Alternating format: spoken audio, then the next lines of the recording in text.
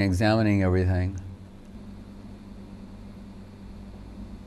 But one day in the kitchen, my mother's there.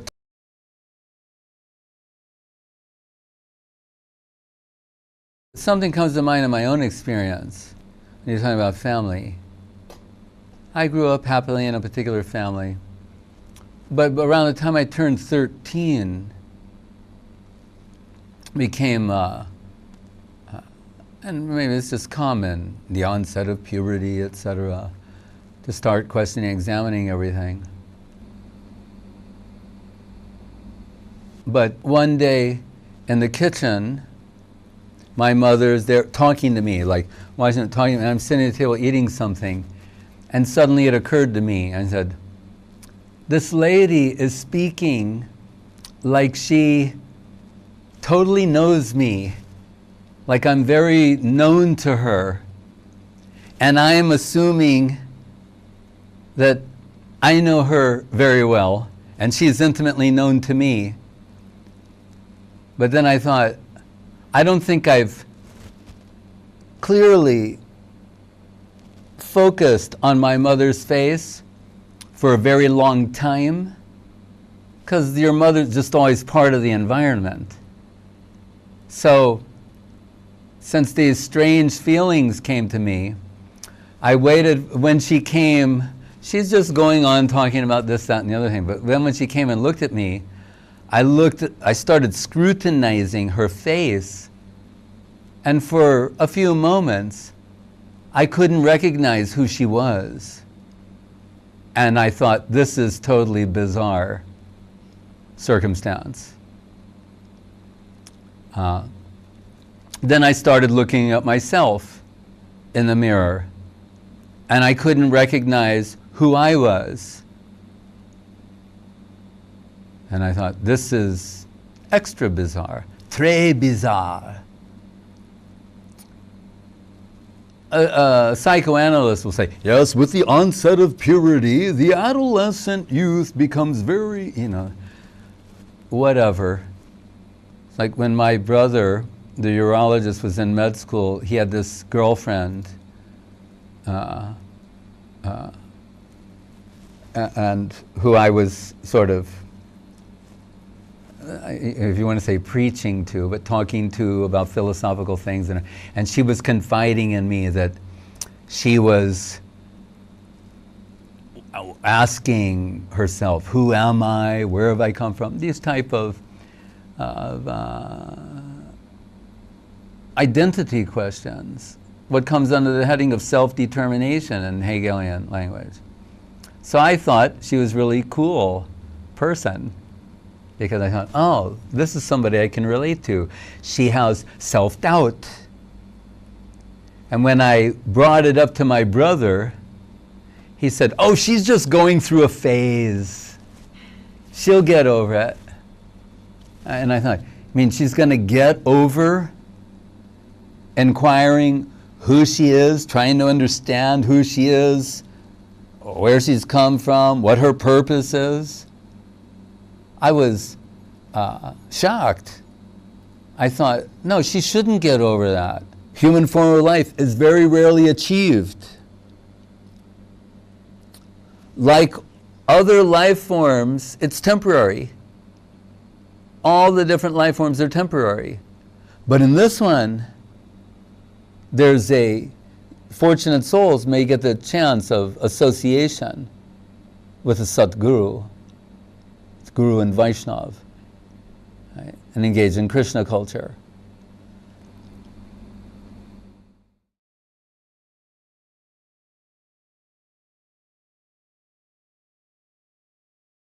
A part of the perfect that appears to be imperfect. That's all we're dealing with.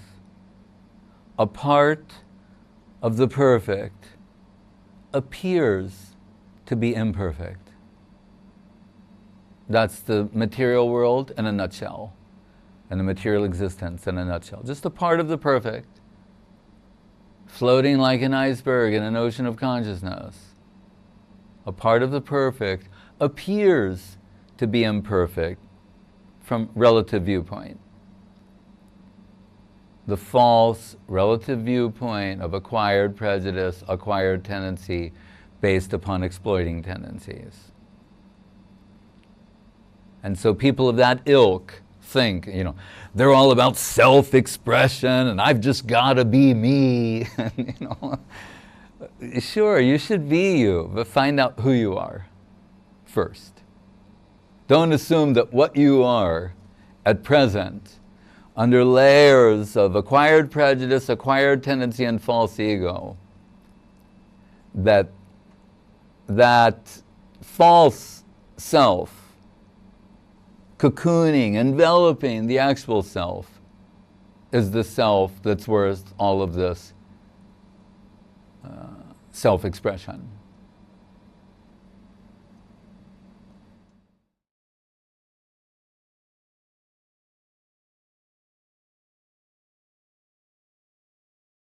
Sometimes Gurudev and Guru Maharaj would say, your future is so bright, it's unimaginable, you can't conceive. They're seeing the soul, not the flawed covering of acquired prejudice, acquired tendencies, karmic dress. They're addressing the soul aspect, saying your reality potential is inconceivably great. You don't know such a bright future awaits you.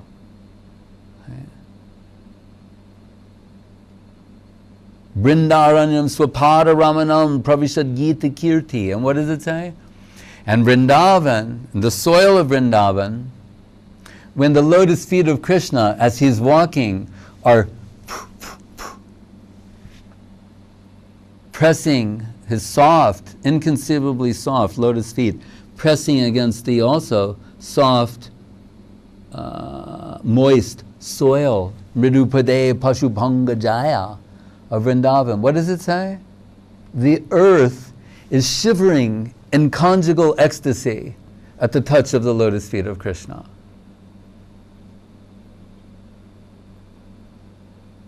So who's a real hedonist? Who's a real sense enjoyer? Who wants real, never-ending, ever-deepening ecstasy? The devotee or the, demon would be another D word. Devotee or demon, that has like a kind of assonance, alliteration going on. Right. The materialist or the spiritualist, be a little more generous. Both are targeting pleasure, but one is by trying to acquire, control, and consume things lower than me to generate that. The other is by offering oneself, one's heart, one's soul, oneself to something noble, worthy, higher. That's why Guru Maharaj appreciated those things. Because it reminded him of devotion, dedication, divinity.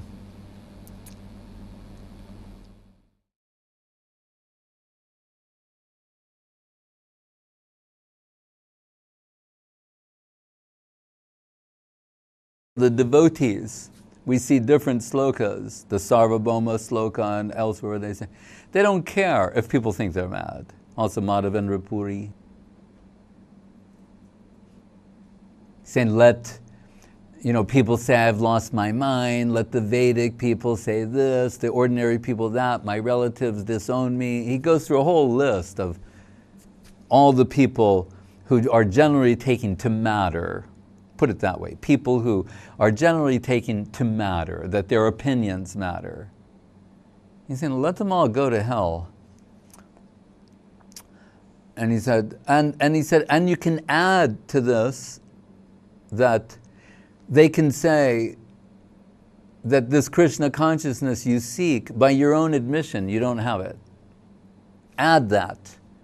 So not only have I lost my mind, I'm deluded, but add to it the very thing that I aspire to. By my own admission, I don't have it. He said, but I'm still not going to budge an inch from pursuing this. It's a very beautiful verse attributed to Madhavendra Puri. There's a saying that's made its way around the internet and no one's really sure who said it, but it goes something like this. It's saying, and they were thought to be mad who were dancing by those who could not hear the music.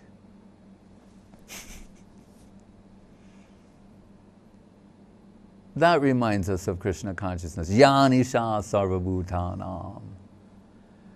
Ami ek botul tumi dvitiya. I'm crazy the first, you're crazy the second. Mahaprabhu to Ramananda. So when you say madness, what's madness in the world? Krishna consciousness is like madness to people. But for those who are Krishna conscious, the people of this world, they think they're mad. Like Guru says, freedom for the senses, freedom from the senses. What is freedom? When you're free from the influence of the mind and senses, then you can say you're going in the right direction. But just like that man on the chariot with the 5 wild horses, that's not freedom. You know, say, no, the chariot's going all over the place freely. No, you're being dragged around, humiliated. The soul's being humiliated. So even if someone is crazy in a conventional, stereotypical sense, if they like to do some service or something, it's all right. Once I was in Moscow at Avta Zavodskaya, and someone said,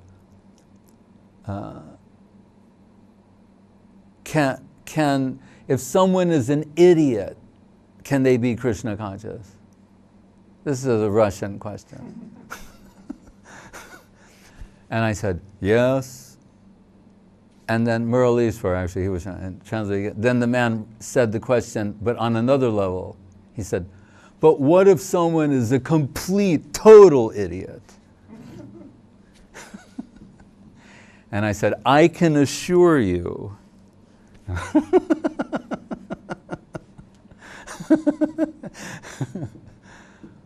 the first devotee who shaved his head and wore robes got arrested in New York, taken to Bellevue, which is the name of the hospital there for crazy people. They thought he was, had lost his mind. And so Srila Prabhupada wrote a pamphlet in response to this. He wrote a letter to the hospital about what Krishna consciousness is, the Krishna consciousness movement, other things. But the title of the pamphlet was, Who is Crazy? And then he expressed so many things.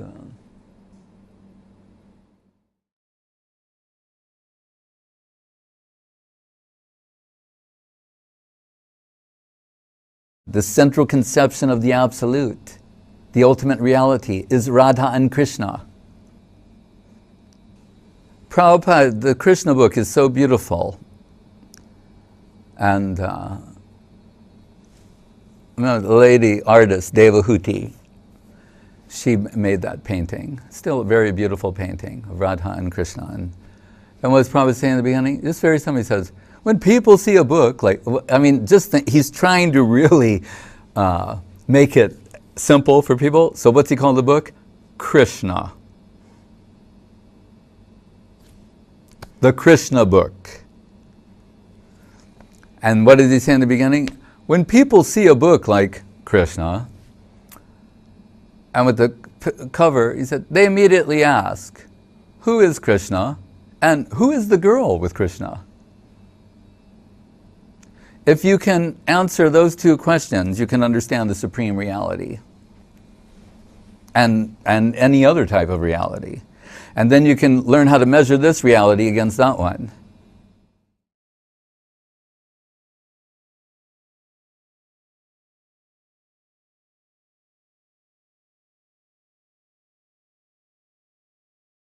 Krishna says, look, they've given up everything for me.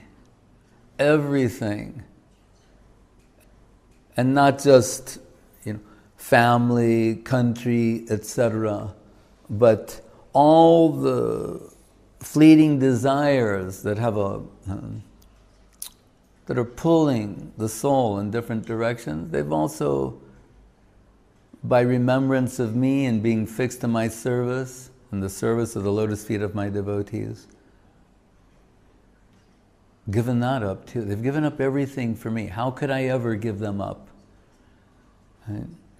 When Srivas Thakur his son died during a kirtan and he did not disturb Mahaprabhu, tried to calm his wife and the other ladies there. They said, your son died. He said, Mahaprabhu is in the next room in divine ecstasy. We don't want to disturb his mood. Later, Mahaprabhu, in praise of Srivas Thakur, he said, where are you going to find someone like that? He said, and he's so exalted because the subject came up of how with Srivas Thakur's absorption in Krishna consciousness, how his family would be provided for, taken care of. And Mahaprabhu gave this guarantee. He said, if Lakshmi Devi has to beg door to door, the goddess of fortune, Lakshmi Devi, if she has to go begging door to door to support his family, then we'll do that. That's an indirect way of saying they'll never be in an unfortunate situation with the goddess of fortune appreciating their steadfast devotion to the lotus feet of Mahaprabhu, of Krishna, Guru Gauranga Radha Govinda.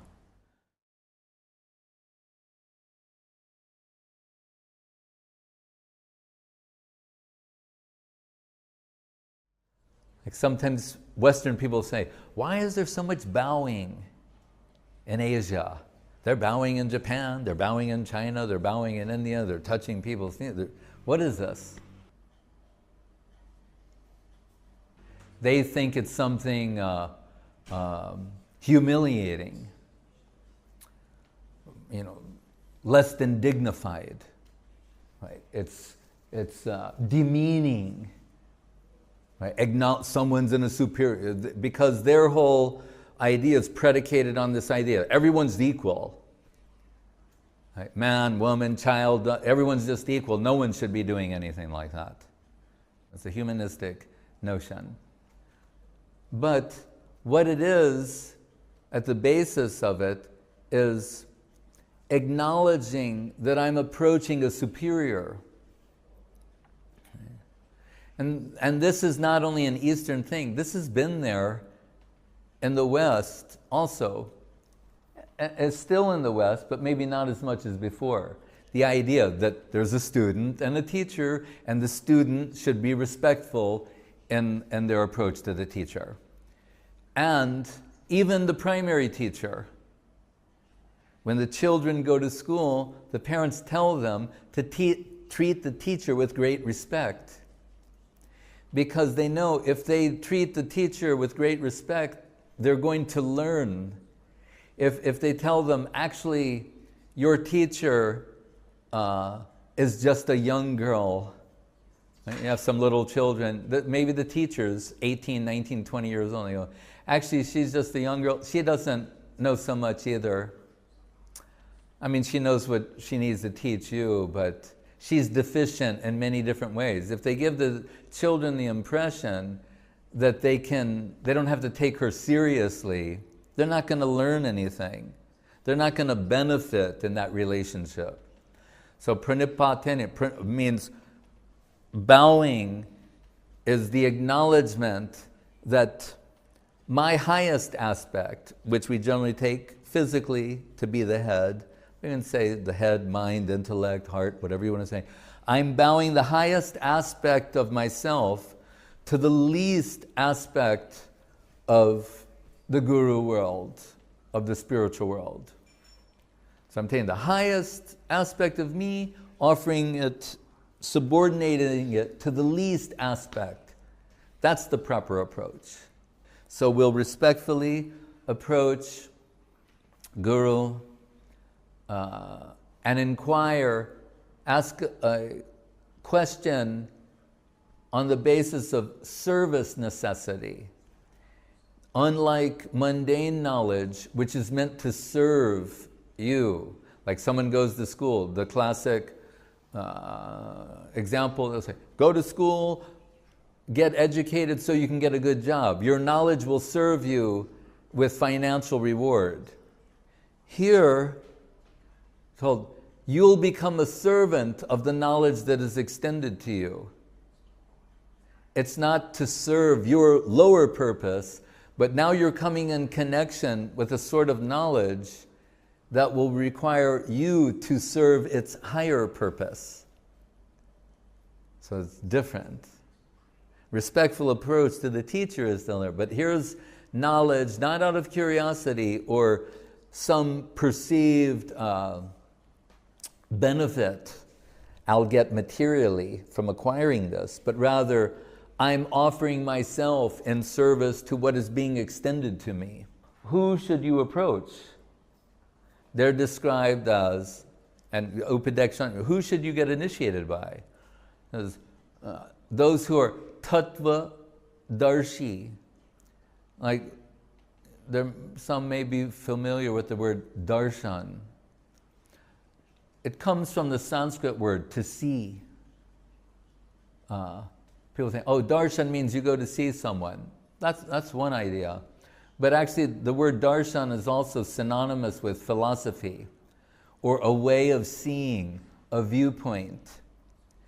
So the primal guru mantra says, Om Ajnana Timarandasya Jnananjana Salakaya Chaksurun Militam Jena Tasmai Sri Gurave Namaha. The disciple is saying, is glorifying the guru as one who gifted them with a new way of seeing. In fact, they're saying in this sloka, my eyes were covered with cataracts, cataracted by ignorance. Is not properly estimating who am I, what is the world, and what is my place in the world, what is the purpose, what is meaningful, what is a meaningful life, what is an examined life, what is a meaningful life, what is the goal of life. All of these things, not based upon short-term perceived interest, prayas, but shreyas, ultimate, long-term benefit. What is ultimately beneficial for me? And that is an illusion to our spiritual identity.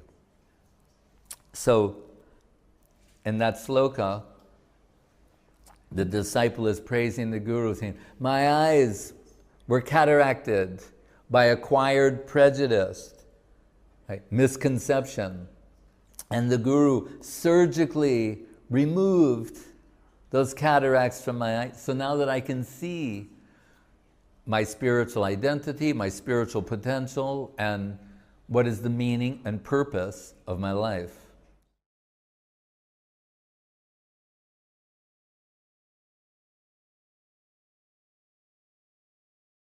Veda Stuti chapter, 87th chapter of the Srimad 10th Canto. It's the longest chapter in the whole work. Prabhupada called Prayers of the Personified Vedas. And this question arises there, that if we concede that with mundane instruments you can only express what is mundane, then how can you vibrate the holy name, have a spiritual discussion, express anything accurately about the supreme reality, or read a spiritual book, or any of these things, right? If You're limited by your seeing, hearing, tasting, touching, smelling, feeling, by mundane senses, and the mind, which is also mundane. Bhumirapo analo vayu kam manubhutirevacha. Mind is also mundane. Intelligence is mundane. So how can you express the spiritual with the mundane? Actually, this is one of the flaws of Prakriti Sahajaism. That's what they're trying to do by reconditioning mind and intellect to express what is divine, by simulating spiritual substance. Right? Simulating. It's like neurolinguistic programming. I'll look at the picture of Krishna. I'll incessantly hear the sound of the name of Krishna. And in this way, I'll recondition my mind, my senses, mind, and intelligence to be saturated with Krishna consciousness. Guru Maharaj uses this slok from the Bhagavad Gita to prove that that's a fallacy. Because he's saying, Bhumir Poana Vayu Kam Mano Buddhir Evacha. Mind and buddhi are prakriti. They're mundane elements. And who is jiva? Apareyam itastvanyam prakritim vidime param. A superior prakriti to that is jiva shakti. So the long and short of it, again, I said it's the longest chapter in the 10th in the entire Bhagavatam, is that, and perhaps Vishwanath and others will point out, this is why you have senses, is for spiritual expression. I've tried to connect this to the expression of Rukmini, Shrutva gunan bhuvana sundara srinvatam te, nirvishakarna vivarai haratongatapam, rupam disham dishimatam, akilartalabam tvayat chuta vishati patram vapatra, chitram vapatrapam me. He's saying, now that I've, heard your bhuvana sundar, through hearing, I could understand you're the most beautiful thing in the world. Now I understand. That's why we have hearing, is to do that. It's not just one of the things you can do with hearing is hear about Krishna. That's not the actual point. That's what hearing is meant for. Seeing is meant to see the divine form of Krishna. So the reason you have senses, even mundane senses, is to allow for this possibility. So it's true, going from down to up, you can't reconfigure matter to express spirit. No amount of finite will be equal to the infinite, but the infinite can make himself known to the finite. Spirit can manipulate matter. So the heart, the heart, which means the deep heart's core, consciousness, our innermost consciousness, under the influence of Krishna conception, can express itself outward through the mind and senses, and the tongue can vibrate Krishna Nam. That's Bhaktivinoda Thakur Sharanagati. Not that it's a common misconception amongst the devotees. I think they'll go like, Hare Krishna, Krishna Krishna. They'll vibrate this sound. Listen to that sound, it will purify their hearts. What's wrong with this picture? So you're going to vibrate a sound that's going to purify you. There's some canceling there. Rather, the heart under the influence of Guru, Sadhu Shastra Guru Vaishnav, can express outward the holy name, or spiritual concept, or the infinite making itself known to the finite. What is, in English, the word parrot is also a verb. You can parrot what you've heard from others. Means mindless, unconscious reproduction. So the mindless, unconscious reproduction of sound will not generate spiritual substance.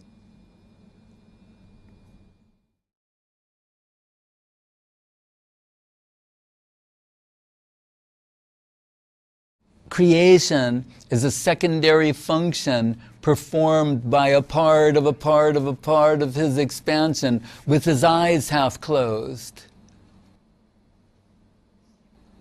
Like we say in this world, when people think there's something, they go, I can do that with my eyes closed.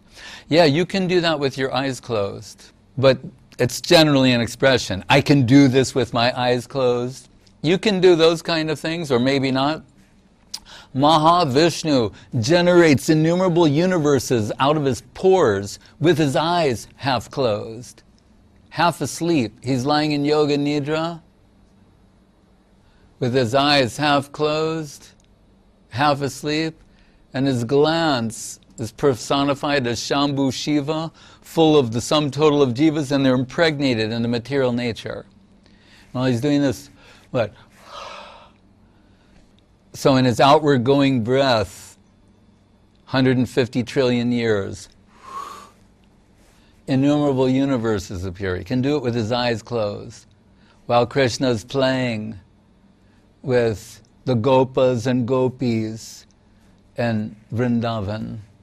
That's beauty over power. There are many examples of beauty over power. Krishna over Ramachandra, Krishna over Vishnu. The ultimate conception of the ultimate reality is beauty.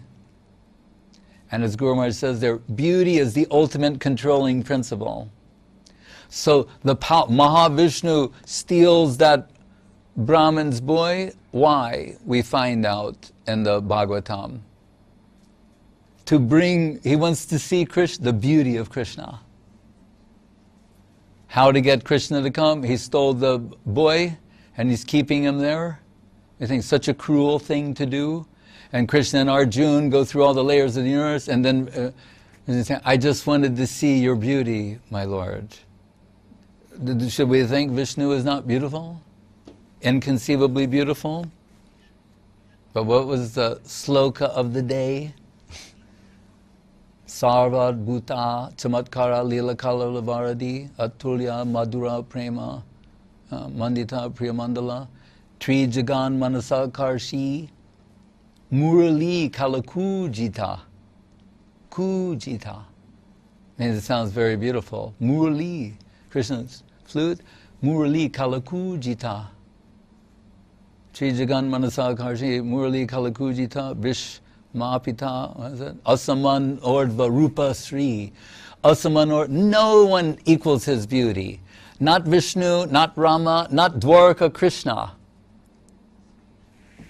Dwarka Krishna sees a picture and says, it was so beautiful when I was younger in Vrindavan. Like in this world. And someone says, oh. I told my cousin, who's my age, she told my mom, now I won't say her age because somehow over the years there's like 10 years separating us, even though we were born in the same year.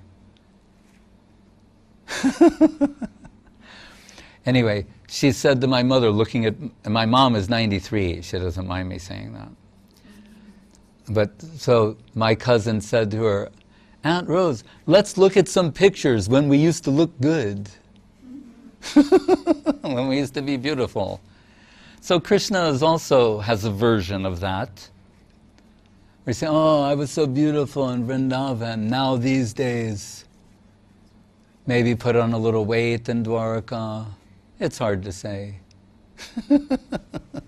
But, or he sees his own beauty and a jeweled column and says, who is so beautiful that now I'm starting to feel the same feelings as Radhika.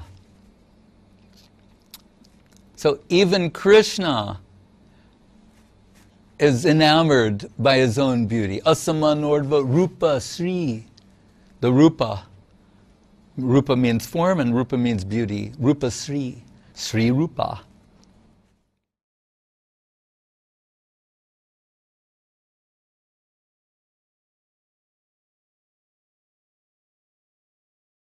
Guru Maharaj says a very interesting line. In one place he said, with regard to the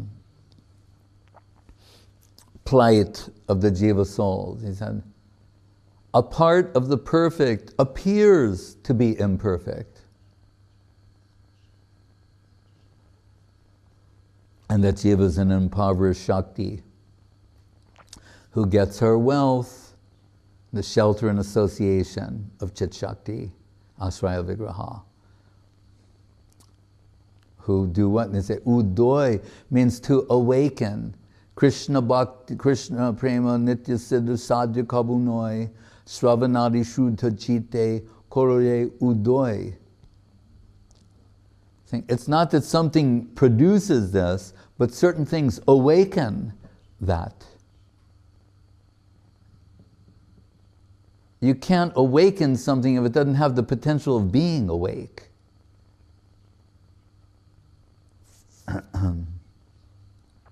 So it means that there's some potential there, lying dormant, in a sense, asleep.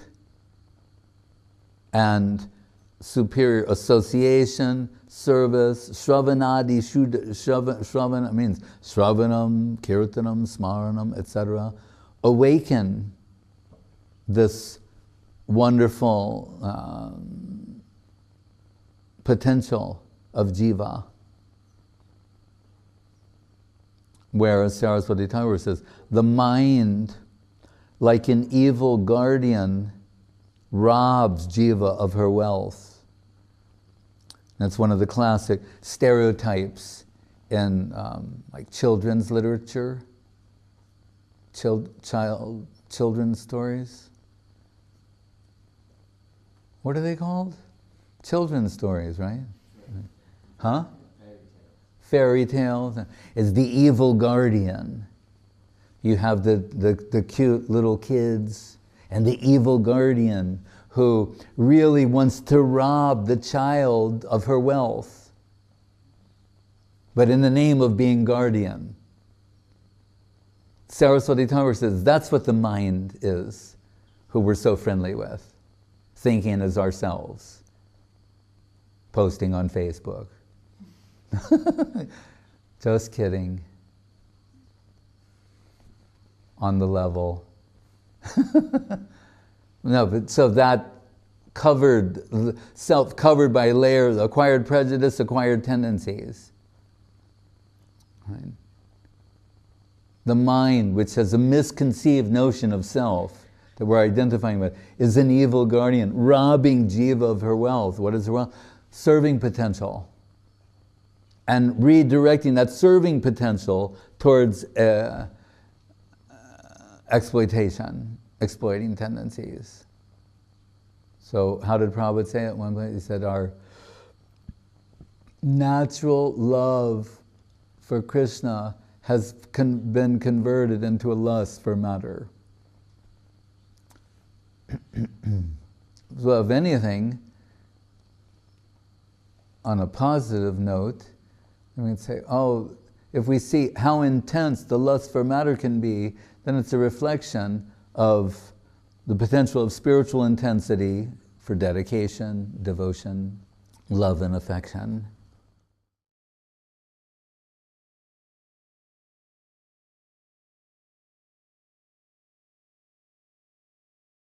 Is that snoring? Anyway, oh, okay. Just see if my ears are working.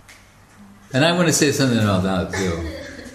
Is that there was one man, and I'm just going to say this straight, like he came to Guru Maharaj and he said, I have insomnia and I cannot sleep, Swamiji, this is my situation. Guru Maharaj, And then he goes, but I want to tell you, he said, I went to this ISKCON center in Bombay for the class, and then I got sleep.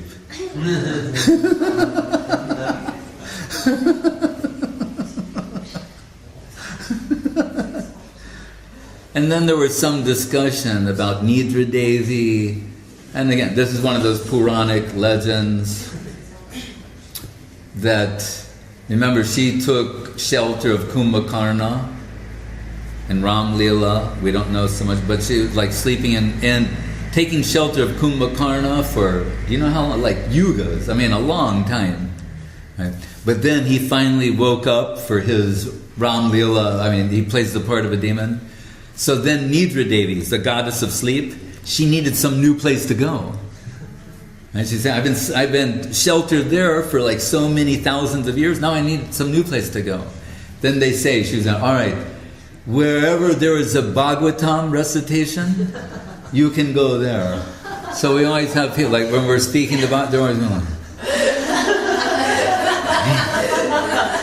you know, we say, oh, Nidra Devi, you know. When I was in the New York temple, they had this one man. It was his job to keep everybody awake. These are early morning classes. And you know those things you spray flowers with? Like one setting is like that spray, and then the other one's like long range. So he, like a cop, he would patrol like around, and people would be there like this.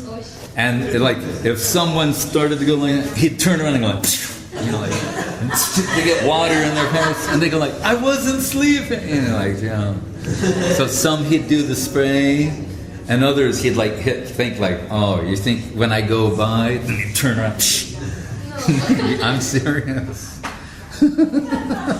Welcome to the Hare Krishna movement. You too can be a member.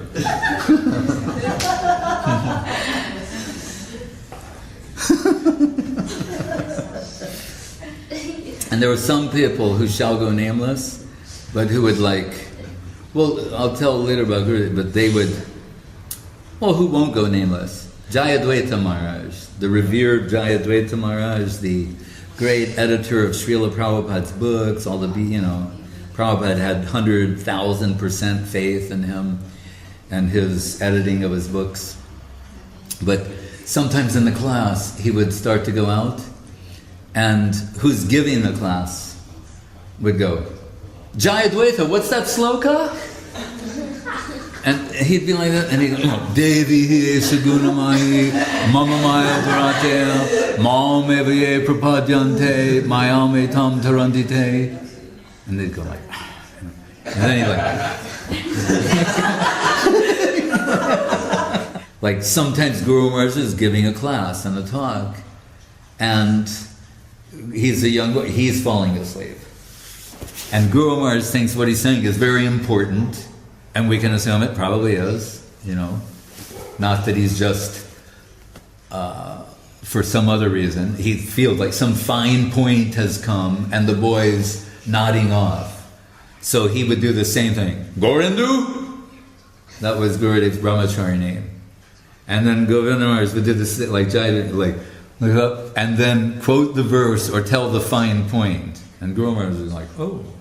I thought he was sleeping, but he didn't miss the fine point. It's actually, going in.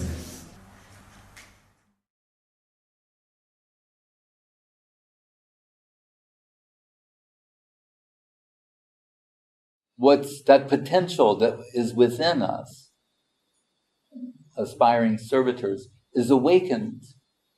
Bhaktya sanjatya bhaktya, in the presence, in the service and association of someone who has it. Guru Maharaj says it's true about many things. As intelligence can recognize intelligence, and so the association will, through association, similar tendencies will be awakened within us because we have the potential. That's why Krishna, the devotees of Krishna, know the descent into this plane is really to give association. And then others hearing about the Shrotavyas, Kirtitavyas cha, Smartavyas, Chejtatabhayam. Hearing about, chanting about, remembering. The pastimes must be there. They're not, we're riveted to story in this world. But we just have, William James called adventures of the intelligence. Mundane writers telling stories. And people find them variously useful or useless. But these stories we tell a good story what captures the imagination. This one, more than captures the imagination, that is dhyan, real meditation. It's taking you into another world. Many of the modern people, like the first person shooter, the gamers, they'll say like, we want to take this to the level where you are the movie. But again, it's from the mind, the mundane mind. Whereas these pastimes, when heard properly, the guidance of an expert, will reach the state where someone is within the pastime. They have a part to play within the pastime. Live streaming Leela. If someone, then you have either that hearing such things, it can awaken similar such things, or by service to such a Mahabhagavata, it can be awakened. As Guru said, you can bypass the second class stage through seva. So a third class devotee serving a first class devotee can bypass the analytical middle stage and go directly to Mahabhagavata. Even in the mundane world, people sometimes unwittingly become accessories to crimes. They do something they picked up the phone, they answered a call, opened the door, they did something, and then they get, in the whirlpool of some sort of criminal activity. That's in a negative sense. Agyata sukriti. Somehow people get wrapped up in the whirlpool of devotional activities. Can be in so many different ways. Unthinkable. Therefore, it's agyata. It doesn't need to be known other than in principle that it's possible. On some level, and here it's really on some level, like even remote contact with a very powerful virus can infect someone. If a mundane substance has such power, that a microbe, a microscopic amount of some substance can enter your system and completely alter you, and bring you to the stage of mortality, then by parallel, some microscopic amount of spiritual substance can enter within you and take you to the immortal plane. That's a wonderful thing. Yadanucharita lila karna piyusha vippu sakrida dana vidita danda dharma vinashta. Radharani in the Brahma Gita, she's saying, a drop of this hearing about Krishna has such powerful effect, will destroy your life. But it's a life that needs destroying. Dvandva vinashta. And that's a fact. Everyone who hears even a minuscule amount of Harikatha or something about Krishna becomes infected. And then the virus enters the system and expresses itself in time until it takes over the whole system. And rather than taking die to live, finish with one, and the spiritual form begins to manifest.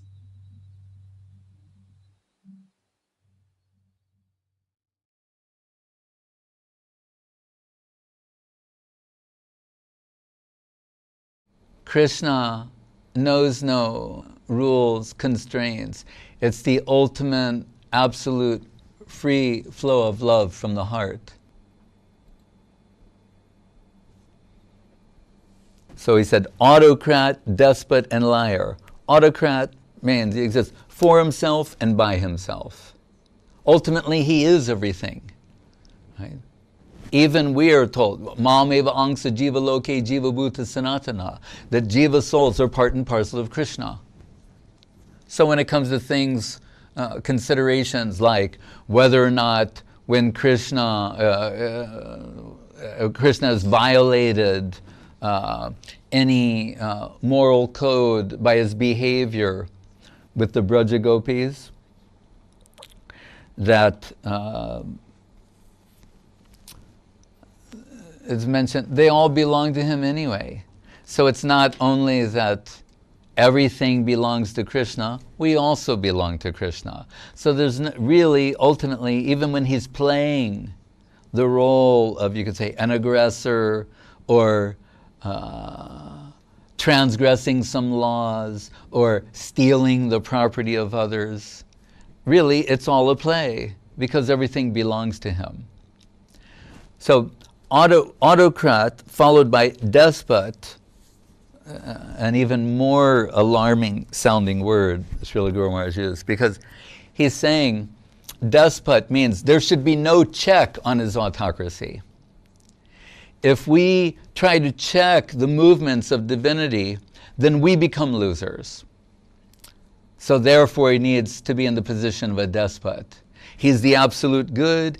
Everything he does is absolutely good for everyone. So there should be no check or restriction upon him. So despot.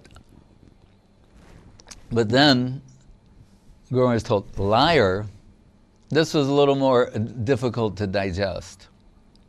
And we may point out it's not a conventional way of praising the Lord. You know, my dear Lord, you are an autocrat, despot, and liar.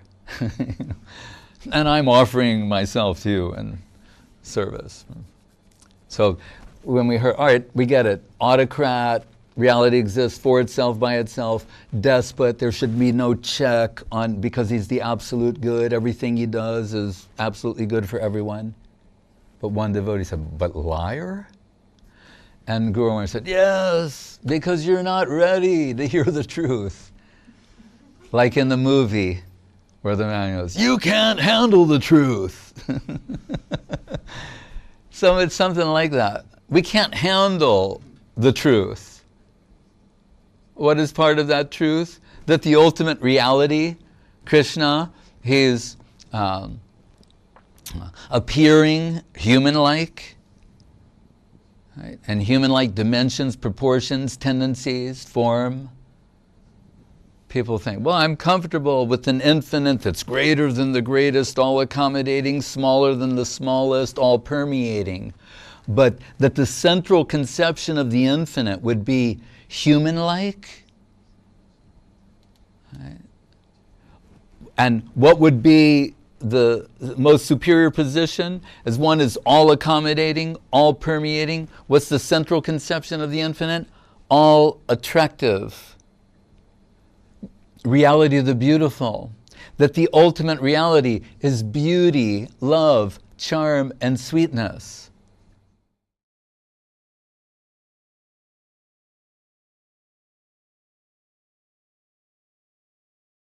Guru Maharaj and Gadadhar Pranam says, on the shore of that broad blue ocean, Nilam Bodhi Tate Sada Svaviraha. Svaviraha says feeling separation from himself. That's how it's expressed. Krishna as Mahaprabhu, feeling separation from Krishna. The supreme positive and the mood of the supreme negative. Plunging the depths of separation. Svaviraha, Kepanvitam Bandhavam. In the company of his dearmost friend. Who is his dearmost friend? Gadadhar Pandit. Srimad Bhagavati Katha Madiraya Sanjeevayan Bhattiya. And what is Gadadhar Pandit doing to relieve the anguish of separation in the heart of Mahaprabhu? Told the 10th stage of separation is death.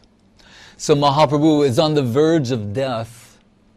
Sanjeevayan, but Sanjeevayan, I told before, this one Ayurvedic medicine, Kaviraj told me about, Prabhupada's Kaviraj, Krishnananda Tarka Tirtha Kaviraj. So this Sanjeevayan, it will bring a dead person back to life. And we mean by that the recently dead. Sanjeeva, this rasayam, this can bring someone on the verge of death back to life. Gadadhar Pandit, Srimad Bhagavati Katha is taking Bhagavat slokas and supplying them like certain medicines or intoxicants, like an intoxicating substance to bring relief to the heart of Mahaprabhu. That's the Bhagavat Katha. Madira. Madira means wine. So it means like that, like when someone's feeling so distraught, devastated, heartbroken, and the absence of their beloved, another friend comes with supplying an intoxicating beverage they can drink and get some relief. In this case, what is the intoxicating beverage? Bhagavat slokas, selecting Bhagavat slokas. This is how perfect Srila Guru Maharaj is. This is his introduction to his Bhagavat sloka selections under the inspiration of the Bhagavat Arka Marichi Mala of Bhaktivinoda Thakur that came due to the inspiration of Swarup Damodar. Right? Back to Swarup Damodar, Mahaprabhu Dutiya Kalevar, Mahaprabhu the Second. That Swarup Damodar told Bhaktivinoda Thakur to collect these 1,000 Bhagavat sun rays, Bhagavat Arka Marichi Arka, Puran Arko Dunoditaha, Kalo Nashta Dashamesha, like an 18,000 rayed sun, collect 1,000 of those rays. Guru Maharaj was going to further distill 300-400. But what would be the criterion for selection? That's all important. He's giving a hint in this sloka. As Gadadhar Pandit selects these slokas to relieve the anguish of separation from Mahaprabhu, or in some instances to augment certain sentiments. He's giving a hint at the selection criteria. Srimad Bhagavati Katha Madiraya Sanjeevan Bhatya Srimad Bhagavatam Swadayanasru Payanai Pujayan. And saying those Bhagavat slokas are like, or doing this, that tears are pouring from the eyes of Gadadhar Pandit, like lotus flower offerings onto the pages of the Bhagavatam, where those slokas are written, and once they're spoken, and spoken in this particular way, with this particular depth of meaning, the tears are falling onto the pages as if they're flower offerings and washing away the letters. The letters are washing off the pages, as if they were never to be spoken again or known in that way. Too sacred. So that when Srinivasacharya approached Gadadhar Pandit, the direction, divine direction of Gadadhar Pandit, for Bhagavat, to hear Bhagavat, Gadadhar Pandit said, "What I want to teach you, my tears have washed away those slokas. So you need to go to Navadvip and get a fresh copy." Of course, Srinivasacharya goes to Navadvip. By the time he returns, Gadadhar Pandit has left the world. Why does Krishna do that? Why does Krishna do things like that? If not to take the heart to greater depths, to have us achieve a greater depth of heart, feeling, devotion, the deep heart's core.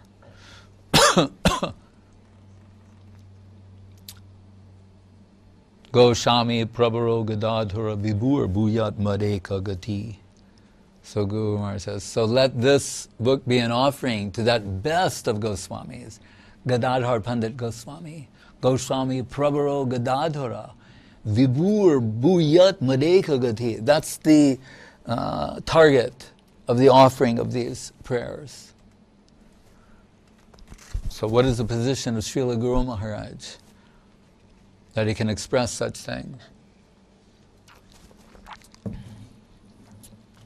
One day in the afternoon, there was Guru Maharaj in his chair and his Gurudev next to him, and I came. Those were happy times. And I said to Gurudev, Guru Maharaj said, when Achyutananda asked Swami Maharaj, what did Sridhar Maharaj say to you? He said, if I told you, you would faint. I said, I want to know, what are those things? And Guru Maharaj said, what? And then Gurudev started laughing. And Guru Maharaj said, what?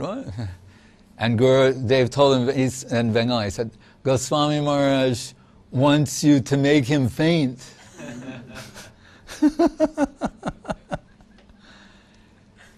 And Guru Maharaj, acha. And they start talking like, what should they say? Fainting sloka.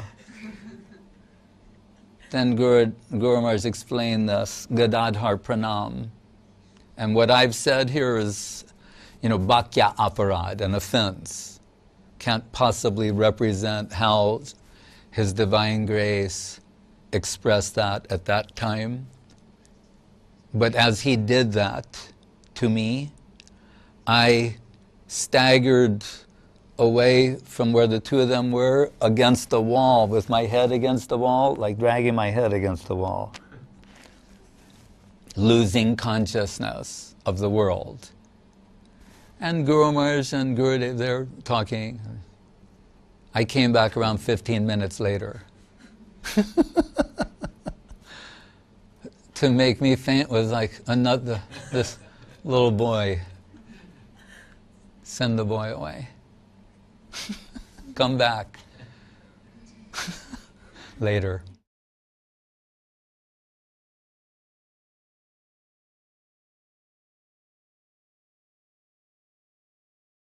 Srila Gurudev expressing very high things, but as a basis saying, first realize that you are a worm in a bucket of stool. I'm like, oh Maharaj, how can you say something so ugly? And with a big smile. Because he's telling the truth. From that position, and Guru Maharaj, if you want to take the similar example and rephrase it in a nicer way, he said, would you rather be the king of a mountain of stuff, here, stool, or a worm in a bucket of nectar, there? Right? Srinvanti Vishay Amritasya Putra. You are children of the nectar world, of the nectar soil, not the mrityu world, the world of mortality. It's not your home, but the immortal world. Tanturajam risheti pashu buddhi imam jahi. After all, Rasa Lila and all these high, wonderful things, Rasa Lila, Uddhava Gita, what does Sukadeva at last tell the Parikshit Maharaj? Thinking that you will die. That's animal intelligence. Don't do it. Don't think like that. You won't die. Why? Srinvantu Rishe Amritasya Putra. You're a child of the nectar world, of the nectar soil. Amrita, mrityu, amritam means no mrityu, no death, immortality. Right?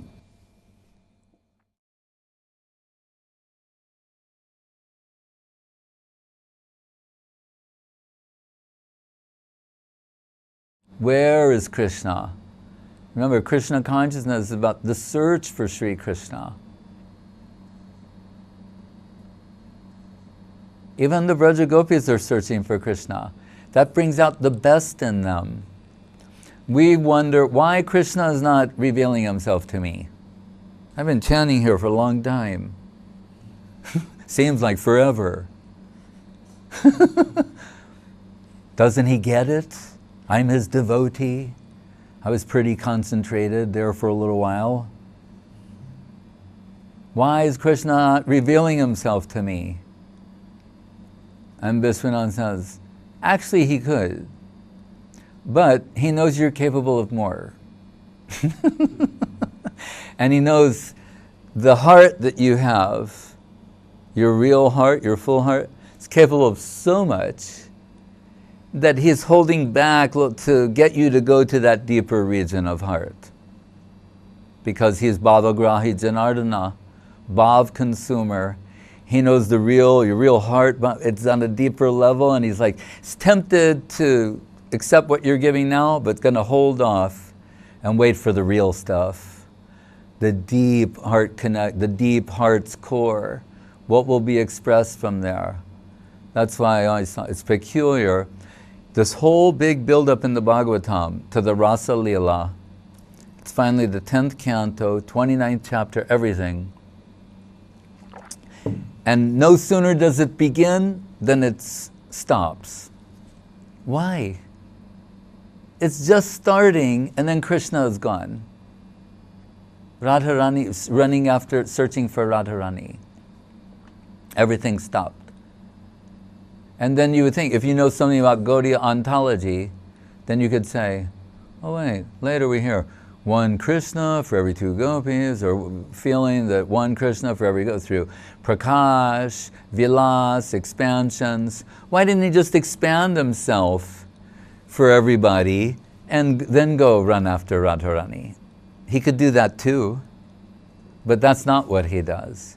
Right? They're plunged into an ocean of separation. How heartbreaking. You've made it to the Rasa Lila and now it stopped before it started. It starts and Krishna's gone. Is that some kind of a trick or cruel thing to do? Maybe in some instances, after millions and millions of lifetimes, millions of creations, they've made it to that point and Krishna vanishes?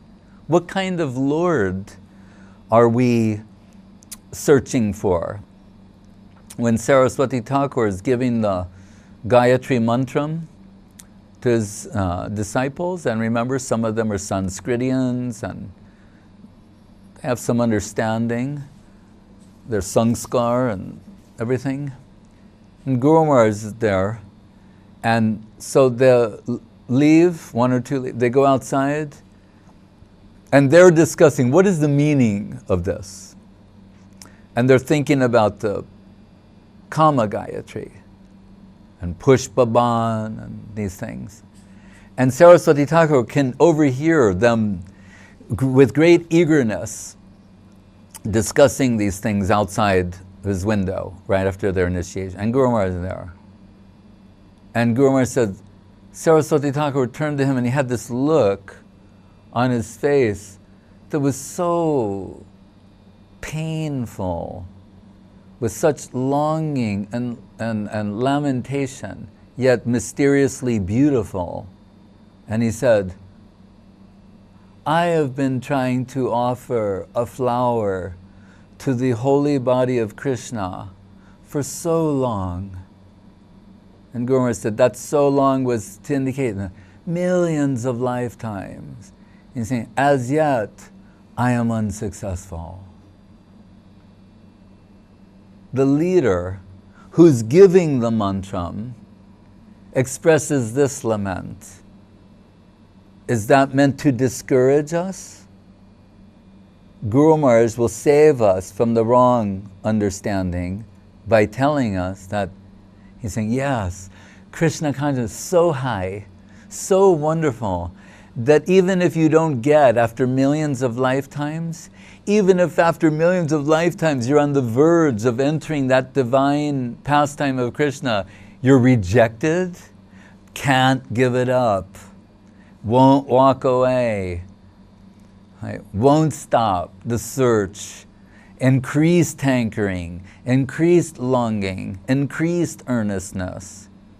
And that Krishna knows. So Vishwanath said, he's thinking, if now I remove myself, right at this point, and they're plunged into an ocean of separation, which is sometimes compared to the timingil, the whale eating fish, being devoured by that. He's saying then, like the Dasavatar, Meena Sharira, the Matsya avatar. It's one of the why they're praying this way. To be saved by Krishna.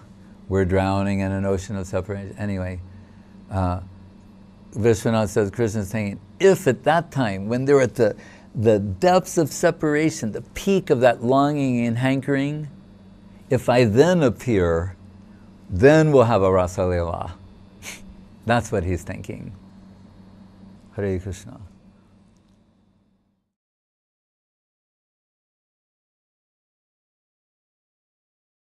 Krishna admits the defeat at the hands of his, happily. He likes being defeated by his devotees. That's in Chaitanya Charitamritam, like candid Krishna. What he's thinking about inside, deep inside. So when my friends approach me as an equal and defeat me, I'm so happy. We're told how happy Garuda is that Vishnu or Krishna is riding on his shoulder. He's soaring through the sky, right? Like that. That's so wonderful and beautiful. Really, truly it is. What a beautiful vision to behold, and how much happiness is there, and how much dignity in that conception. But in Chaitanya Charitamritam, Krishna is saying, you don't know how much happiness it gives to me when a devotee is riding on my shoulders.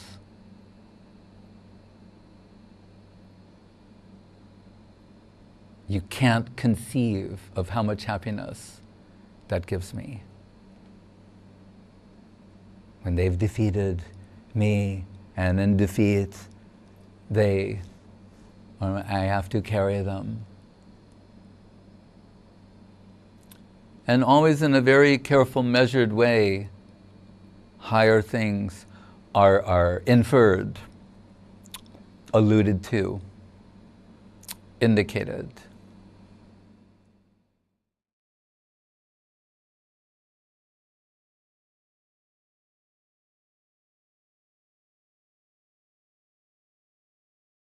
We can factor in 3 types of Vaishnava. 3rd class, 2nd class, 1st class. But why not serve all the Vaishnavas as possible? Guru Maharaj would say, even a new person, someone, most newly connected person, he said, if this is everything we say it is, and now they've expressed appreciation for it and have been accepted, they're now connected to it, then you have to respect them. And he said, God willing, maybe I'm going slowly and they're going very quickly, and they will surpass me. I want to be in a position to receive their grace one day. That's Guru Maharaj's vision. So, but I think of the time, so Gurudev, he arranged the Paschatya Bhavan, made the first building for the servitors, as the number of servitors for the Mat began to expand from the Western world, and like big Gaur Purnima festivals coming. And Gurudev, in service to all the devotees, he's arranging mosquito nets. But it's getting closer and closer to Gaur Purnima, and they're not arriving, and he's and this is before the windows had any screens or anything. That's going to be tough, difficult. Then finally they arrived, and Gurudev was smiling like ear to ear, and he went upstairs, and I was with Guru Maharaj, and he said, now everyone will be happy, the mosquito nets have arrived. And Guru Maharaj looked up and he said, But the mosquito section, they will not be happy.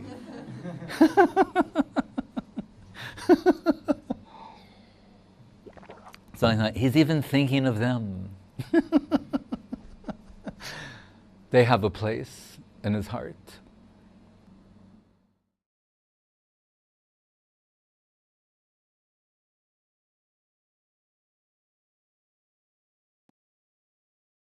Look, even in this world, when you deal with romantic love, people will meet someone and they'll say, I have always and only loved you. And they say, you mean, did you say that to your ex-girlfriend? They'll say, I have always and only loved you. I only existed in anticipation of meeting you. Now that I've met you, my life has meaning. I don't know how I existed before I met you. I mean, I'm not actually mocking these things. Well, a little bit, but no. No, but my point is, we say that and we mean it and we believe it. And let's not get into like how often it turns out to go otherwise, South Pole. But it's a real, that's what we want. Is that person that you meet who coming in connection with them gives meaning and purpose to your whole existence. Everything before that now suddenly becomes adjusted because you've met them. The love of your heart. And you think, then you're happy that, now I know, I have eyes, ear, everything is focused on the object of love, the beloved. If we can feel that way, and we want to feel that way, if we can feel that way about someone in this world, then magnify that to an infinite degree. Then you can begin to understand what we're dealing with in Krishna conception. The compelling, irresistible, all attractive, beauty, seductive charm, sweetness of Krishna.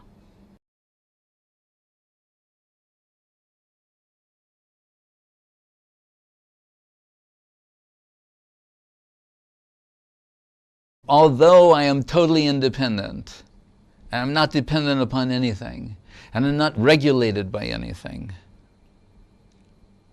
in the presence of devotion, it's as if I lose my independence. Krishna Bhakti, Sri Krishna Karshini Chasa, the love and devotion and affection in the heart of a devotee. A tiny finite soul, we said the infinite magnitude of the sun and the sun ray. So the tiny jiva, but this substance is so valuable. A drop of devotion in the heart of a devotee is capable of capturing all attractive Krishna. And he admits personally, it's as if I lose my dependence, my independence. So Guru Maharaj said the measure of devotion is when the infinite comes under the control of the finite.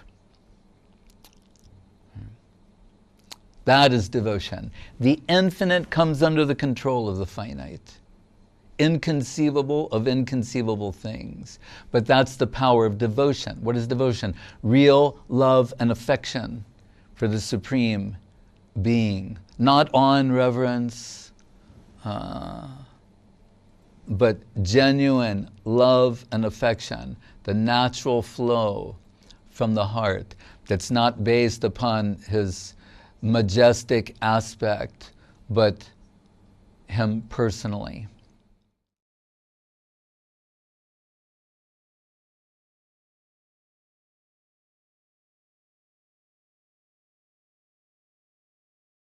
Everyone sees so many things every day.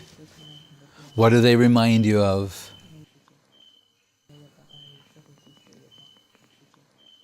We all have our own experience. We're seeing so many things in life every single day.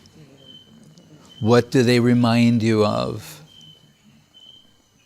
That's what it's all about. You can interpret what you see. Then we're left with interpretation. And you have a theistic interpretation, an agnostic interpretation, or a atheistic interpretation. Well, everyone's seeing the same thing.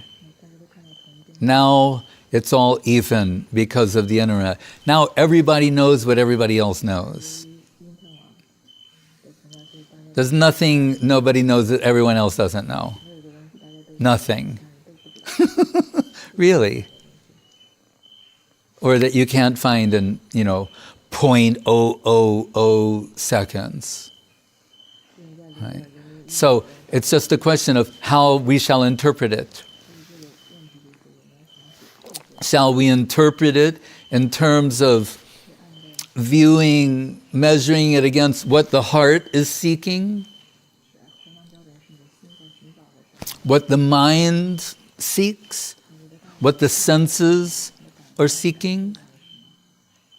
What will be the criteria for measurement and establishing value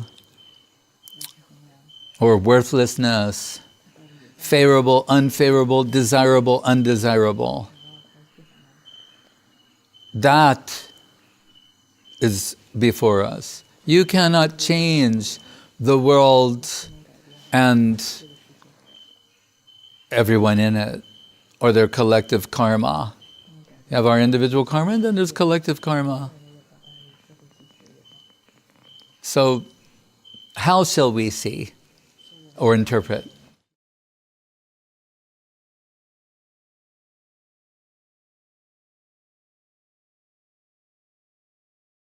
The great devotees, they've created different paths that can be followed successfully. And that takes us beyond personal calculation, the calculative world, to the faithful plane. And as Srila Guru Maharaj pointed out, with regard to Srila Saraswati Thakur, we hear about his expertise as a Jyotishi, also mathematician, Surya Siddhanta, can make perfectly all astrological calculations. But he would notice that Bhaktivinoda Thakur followed the calendar of P.N. Bakshi. And sometimes there's a difference. So just for the sake of argument, we can say the calculation of Saraswati Thakur is perfect. We can easily assume that. But he finds, when he sees a difference, rather than asserting his own calculation, which he knows is perfect, he's deferring to the calendar followed by Bhaktivinoda Thakur out of deference to his guru. He does not want ego assertion to pit him against the guru. So this is a higher truth. The devotional consideration is a higher truth than what we might calculate. Even in the beginning of Gita, we could say, Arjuna is making so many calculations based upon his own personal observations of things. But then the critical moment comes when he says, Sishas teham sarimam tvam prapanna jivanamritam. Prapadya, sharanagati. He surrenders to Krishna. And this is the critical point there, and it's also the critical point in the lives of aspiring servitors. The transfer of autonomy, which makes Western people in particular nervous and full of anxiety, because they live in a world where Darwinian evolution rules. It's survival of the fittest. People are trying to eliminate one another. They do not have your real interest at heart. They're trying to exploit you in one way or another. So you have to be constantly suspicious, looking over your shoulder, right? Having someone cover your back. So many things are there because, and from the Bhagavatam also we hear, Jivo Jivasya Jivanam. In this world, one living being thrives, lives at the expense of another. That's what is being told. That's the rule here. So it's the world of exploitation. But to approach the world of the land of dedication, where one living being thrives by serving another, seva mayoyam loka, we'll have to reconsider, reconceptualize things. And here we find that curiosity, the desire to know, that knowledge, in the words of Guru Maharaj, knowledge is poison. Right? The plane we aspire to is jnana shunya bhakti. Right? So that Putana, by their thinking, we must be pious people, that when Putana fell, she didn't crush Krishna. She fell in the direction where he then softly landed on her breast. We must have done something right in the past. We're very fortunate people. To evolve to that level of internal sweetness is not an intellectual exercise, right? As given by Brahma, jnane prayasamudapasana eva, give up trying to know him. Right?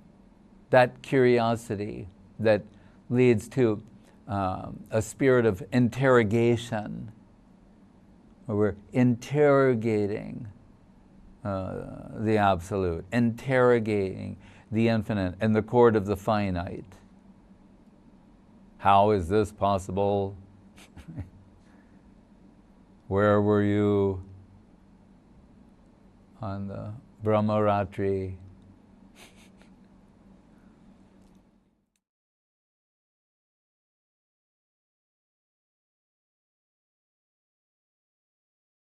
First of all, it depends on who's dying. It depends on who's doing the dying. Pure devotees. It's mentioned perhaps in the third, fourth canto, that as a drunk, the classic caricature of a drunk is their coat is half on, half off. They're unaware of their attire. So someone who's intoxicated spiritually is unaware whether they're embodied or not, whether their body is half on or half off. We say, Dhiras tatra namuhyati. Krishna is saying these bodily changes, Kaumaram Yovanam Jara, from infancy to being a toddler, to being a child, a teenager, a young adult, an old person. At death, you'll get another body. Dhiras tatra namuyati, the dhira. They're not disturbed by any of this. Any condition in life, and when the big change takes place. Sukadev Goswami is reminding Parikshit Maharaj, after the 10th canto has been spoken, pastimes of Krishna, so many things, he comes back to Twanturajam Marishyeti Pashubi Budhim Imam Jahi, saying, my dear king, thinking that you will die is Pashu Budhi. That's animal intelligence. The animals think they will die. Understand, you will not die. Right? Socrates believed that immortality. Guru Maharaj sometimes said he was executed for saying that the soul is immortal.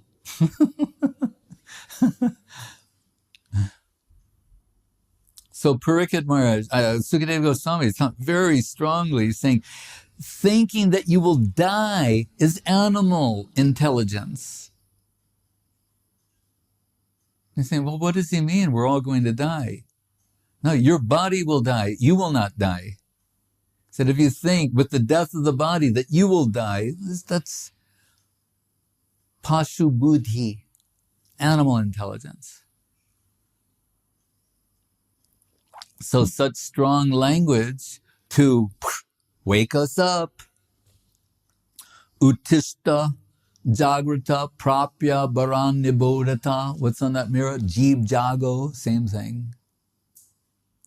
Uttishtata Jagrata Prapya Baran Nibodhata. This is the Upanishad. It's saying, wake up and realize the opportunity that you have as a human being. This is that sloka where it says, spiritual life is like the razor's edge, durgam patas tat kaveo vidanti, and the path is covered with many obstacles.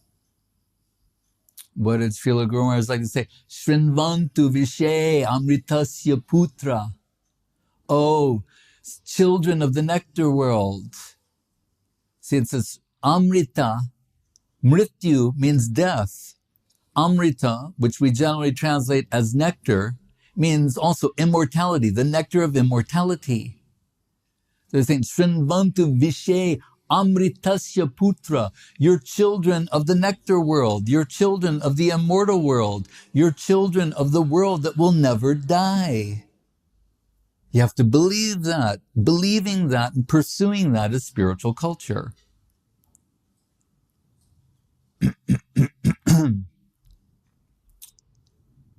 And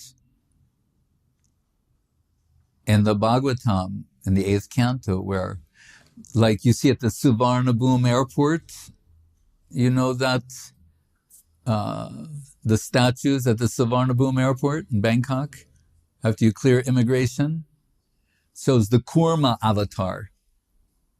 Kurma on the Mandara mountain in the Kir Sagar, the ocean of milk, and on one side, Devas and Asuras, and they're using Vasuki serpent to churn the mountain. Have you seen that? It's Suvarnabhumi airport when you clear immigration. You must have done this many times. That statue is there. And of all the gods, one side gods, other side demons, asuras. And they're churning this mountain in the ocean of milk. And what's being generated are many divine things. The goddess of fortune, Lakshmi Devi, Airavata, Indra's elephant, so many things. The moon. But what are they trying to get? Amrita.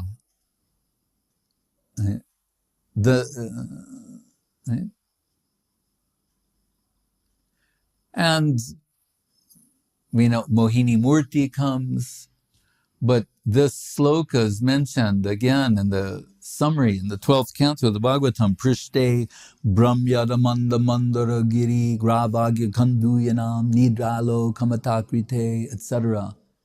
And I asked Guru Maharaj, why does it appear here? He's saying, because they wanted immortality. They think they're getting at that essential substance. He's saying, but really what the Bhagavatam is saying, the real nectar, the real immortality, the real nectar of immortality is Madhura Rasa. That's that divine substance that they're really searching for.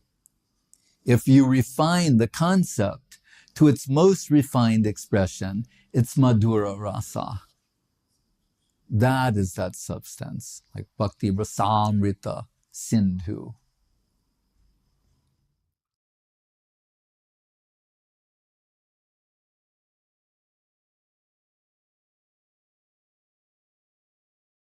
This is what Guru Maharaj says about taking a stand with spiritual common sense. I can sit here, we can quote so many scriptures, verses, etc., but also just use your common sense, too.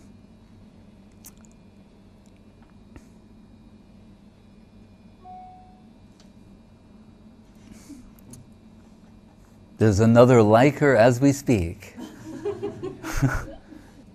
You see how relationship-driven we are in this world. Learn from it. It must be there in the original. This is the driving principle of existence.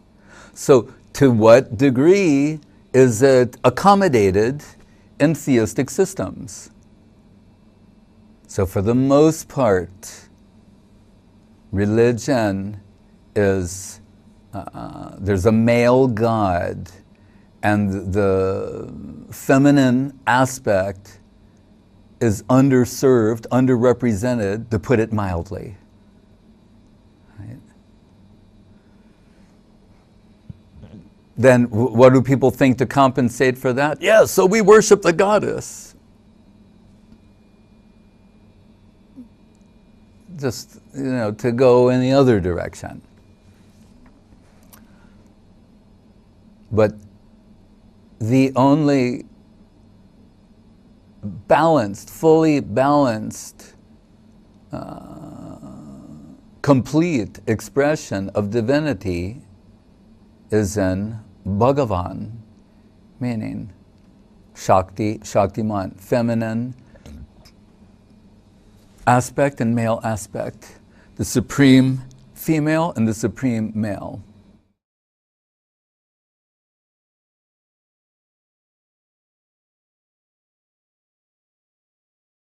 That people who deny the existence of God, or believe that you can't prove that God exists, they believe all kinds of other things that you can't prove.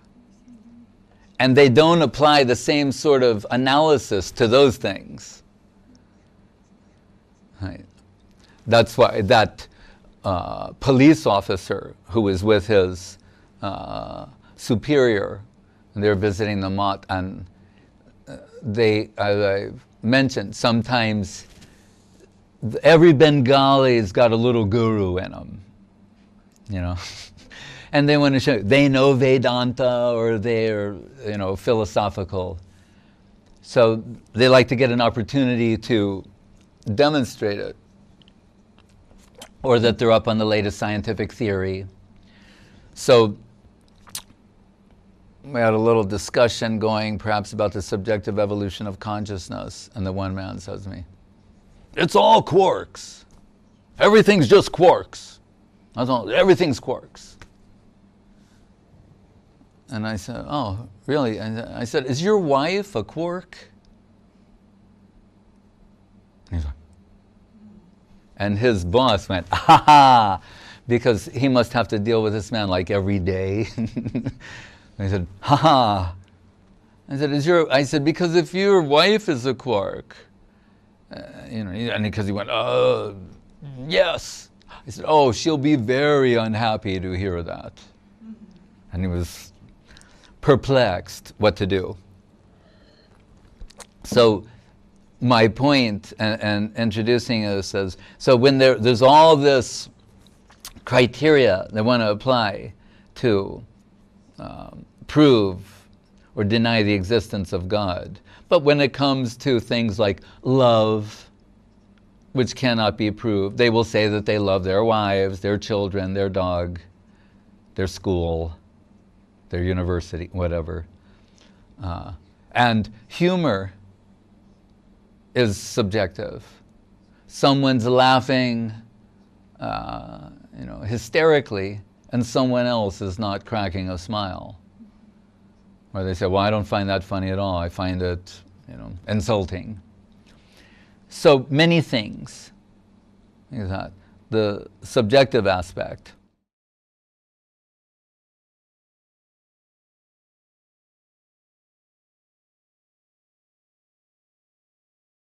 The opposition, it's providing nourishment to the Leela. Narada, we see instigating opposition at times. When Kamsa's ready to let the whole thing go, and Narada's thinking, oh, then it'll be delay Krishna's appearing. And he makes Kamsa paranoid to more quickly bring the descent of Krishna. Nimai Pandit faces opposition in Navadvip that brings him to the point of taking sannyas and disseminating the Krishna consciousness movement. So sometimes Guru Maharaj will say, contrast. To contrast what is genuinely spiritual. Sometimes we would see something in the Dham that is so much contradicts our stereotype of the Dham that we're bewildered. Guru Maharaj is saying, that's for contrast, to make you think what really is spiritual substance, who really is a Dhambasi, what really is a holy place. So, itarata, directly and indirectly. Same thing in the nutshell slokas of the Bhagavatam. The indirect has its place. The opposition has its place.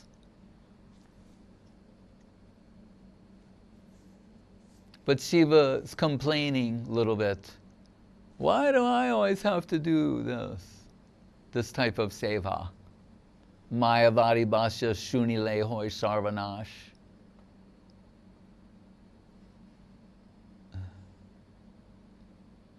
And Guru Maharaj will say, who could be entrusted to do such a thing, but who's most dear?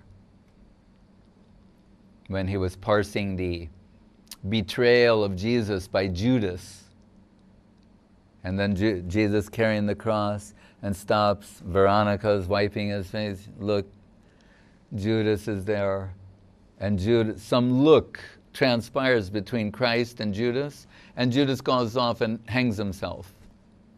So generally people think, oh, he felt so much guilt for what he'd done, betrayed his Lord for 30 pieces of silver. But Guru Maharaj gave another explanation. He said, when they make eye contact, the Christ is conveying to him that, forgive me for using you like this.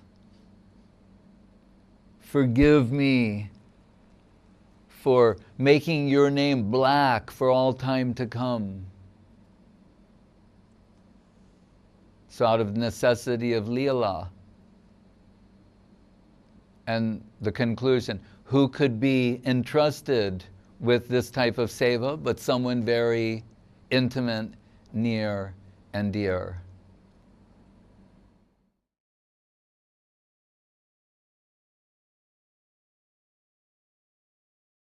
When one devotee was inquiring from Srila Guru Maharaj about an expression that he made, that he found puzzling, because Guru Maharaj described Krishna as autocrat, despot, and liar. Now, if you look in the prayer book and the hymnal, this is not conventional praying, right? A way of addressing the Lord. My dear autocrat, despot, liar, I am your humble servant. Aspiring humble servant. They said, I don't understand that. Guru Maharaj invoked Hegel, the Hegelian phrase, reality is for itself and by itself, must be. Sometimes in philosophy they use these words, contingent being, necessary being. Anyway, not to get into that, no. But reality is for itself and by itself, must be. The Absolute must exist to fulfill His own purpose. And I think, well, we hope it's something good. He's the Absolute Good. You can rest assured it's something good. What is His purpose? Vedanta, and elsewhere described. He is, Anandamayo Vyasat. By his very nature, he's full of ecstatic joy.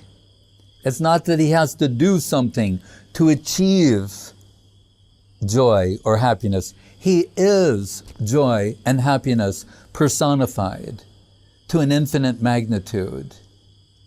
That's good. That's good for us. That the ultimate absolute, who's in control of everything, is by nature ecstatic. He started out ecstatic, and he gets more ecstatic. Right? Om Purnamadak Purnamidam Purnat Purnam Udachyate Purnasya Purnamadaya Purnameva Vasishyate. 0 times 0 equals 0, 1,000,000 zeros equals 1,000,000,000,000 zeros equals 0. 0 minus 0 equals 0. Krishna, he is always the ultimate, the absolute, full of ecstatic joy, but sometimes expanding, increasing. What does it say in Shikshasam? Anandam buddhivarjanam patipadam purnamritasvadanam sarvatma snapanam param vijayate Sri Krishna Sankirtanam. An ever-increasing, dynamic ocean of ecstatic joy, but in human-like size and proportion. Krishnara Jateka Kela Savartam Naralila Naravaputara Swarup Gopavesh Venukar Navakishore Natabar Naralila Hayanurup.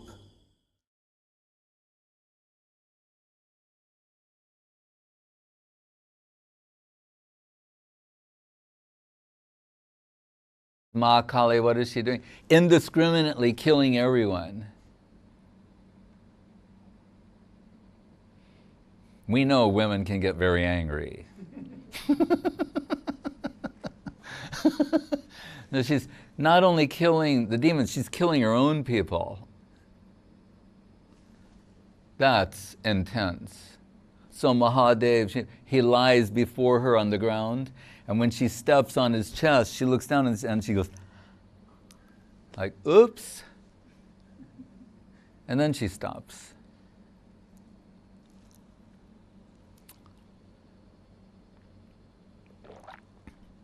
But it's mentioned in Brihad Bhagavatamritam, interestingly, in that section.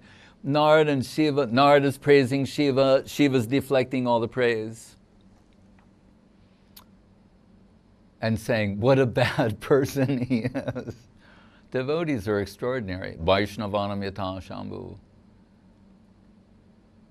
He's saying, so many times I fight with Krishna. And sometimes Guru Maharaj will say, Ganesh, Gana Isha, Gana Pati. He said, he's the leader of the people. He said, it's like democracy. Leader of the opposition. So she was saying, we're the leaders of the opposition to Krishna in so many instances. And he said, and not only that, I'm ashamed to say that I even wanted to be greater than Krishna. Such a shameless person I am. Who can be considered greater than Krishna but the devotees of Krishna? So it's his way of saying, I wanted to be a devotee of Krishna. That's my aspiration. So very beautiful, but he's made that into something that's self-deprecating. Anyway, they're going back and forth, Narada insisting, Shiva deflecting, deferring. But Parvati, she's listening to all of this, their conversation. And she's thinking, I don't hear anything out there about the female section.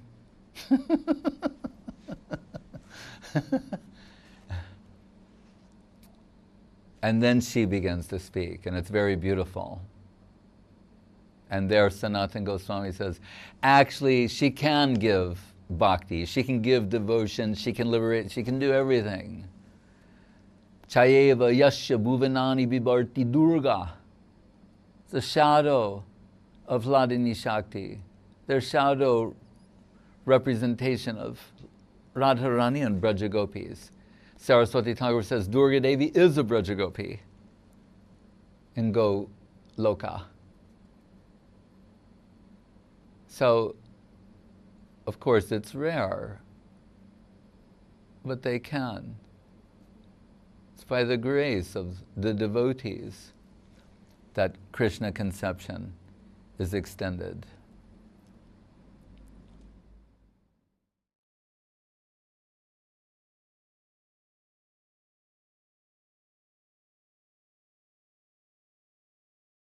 We have to follow the advice of the Mahajan, because both are the same in terms of external movement, but one is moving under the faithful plane, like this is the advice of Guru and Vaishnav, Sadhu, Shastra, Guru, Vaishnav. You're moving in the faithful plane. So you're sheltered. What you're doing is akarmic. It's divine, it will be nourishing, progressive, it's everything. It will give you, it's life-giving, eternally life-giving. The same exact movements for another reason are vikarma, will take you down, will ruin you. The same exact movements. So where's karma located? Guru Maharaj will say, in the mind. That's the seat of karmic activity. It's not the action so much. That's why in law, when they have like especially murder, they will talk about intent. So they have to establish criminal intent. Like there's no doubt someone was murdered, they were killed. But they say, but we need to determine guilt and subsequent punishment. We need to, interrogate the person, find out what were they thinking? Why did this happen? What's the cause behind it all? And when that's determined, motive, intent, then you can establish innocence or guilt. So karma is actually like that. It's not as much the movement, but the motive for the movement.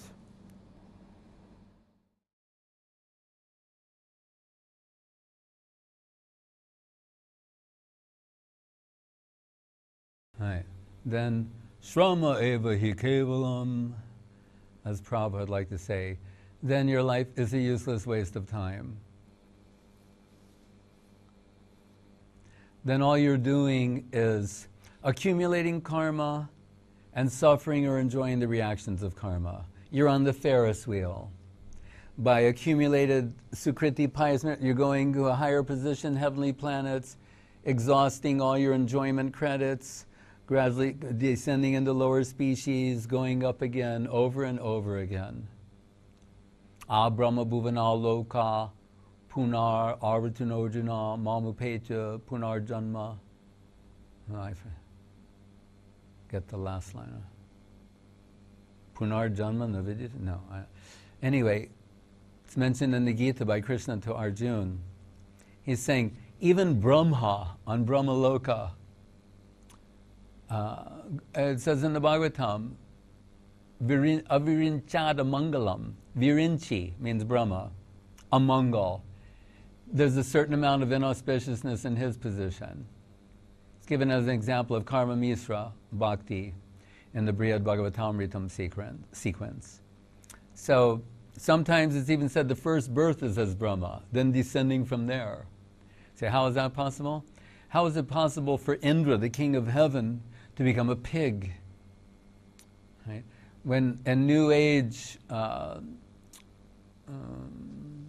ramblings, they always like to talk about, especially the women, they said I was a princess or a queen in my last life.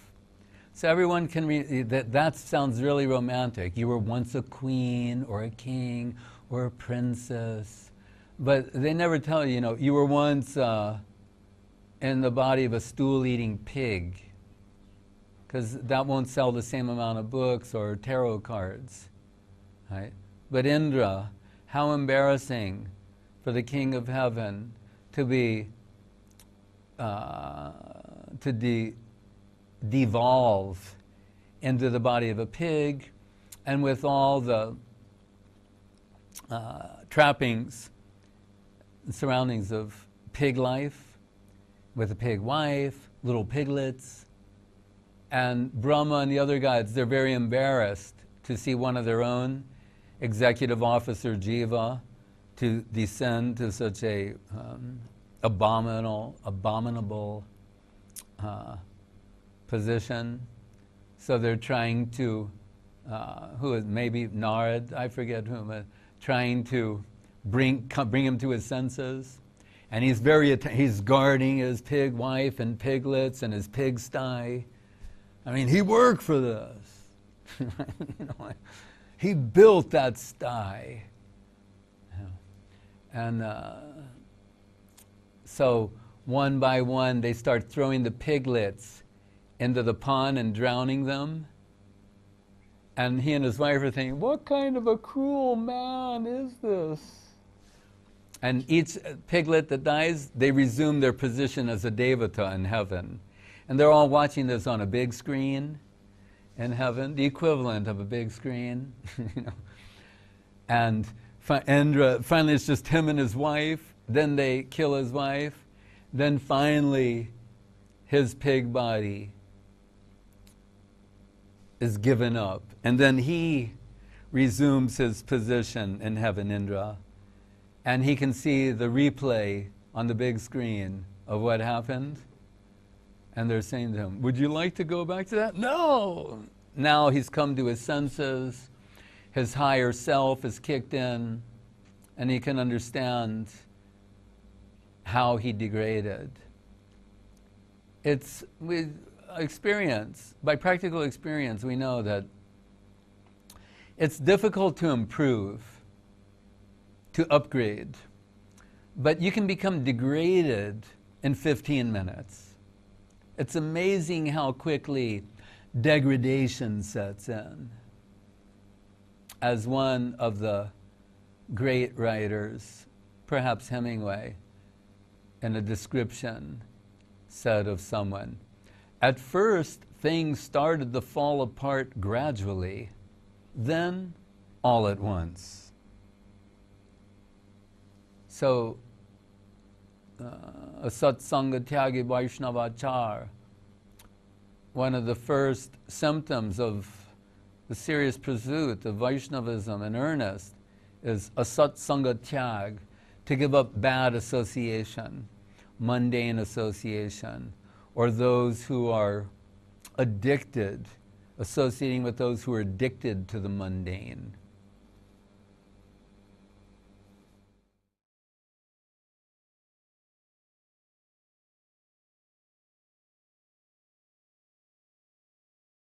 Guru Maharaj says, why do we offer flower to the book before the class? A garland, flower, something. Acknowledge, first of all, it's the book is spiritual substance. It's a passive posing representation as a book, but actually it's spiritually conscious substance that wants to be distributed. Krishna wants to distribute himself. We can offer ourselves as agents. So whenever some opportunity comes, rather, we should jump for that. When Gurudev had the big operation in SoCal, and he thought he might not survive, and he came back, and it was a heartbreaking situation to see him like that, and he came back to the Mat, because he said, I'd rather leave the world at the Mat than in a hospital. Everybody was very sad, emotional, and then someone wanted to get initiated, like the next day or something. And Gurudev, suddenly his whole mood changed. And he said, they still want service from me. That's what he said. They're still accepting service from me. They want to use me in service. Then he was like happy, even with the bag and like the whole horrific situation, he was now feeling very happy inside that some service had come to him. So particularly the service of reproduction, talking what we've heard from the Guru Varga. And Saraswati Thakur said the only famine he recognizes in the world, Krishna Katha Durvika, the only shortage is talking about Krishna. Just talk about Krishna and say Krishna over and over again as much as possible. If you can't think of anything else, just say that. Guru said that Saraswati Thakur was something to go around the press looking at the articles and something saying like, how many times did they say Krishna? You go, a lot. You know, it's a good article. Krishna, Gauranga, Nityananda. When Nimai Pandit commanded Murari Gupta, when he appeared at his house and he opened the door like, and he opened the door and it was Varaha Dev. He's as the Varaha incarnation. And goes in the room, picks up the water jug and Murari, say something. Don't just stand there, say something. And Murari Gupta says, if Ananta Shesha, your other self, expansion, if Ananta Shesha has been trying to glorify you since the beginning of time with his innumerable tongues and mouths, is unable to exhaust even one of your glories, what can someone like me say? But that's his glorification. That's why she's qualified by identifying her lack of qualification. Saying, if you as your expansion are unable to, what can I say? But that's a sloka. You can chant that prayer and be happy and find the key to Krishna conception. Acknowledging your own disqualification, but not allowing that to dissuade you from trying to praise the Lord and His devotees. Hare Krishna.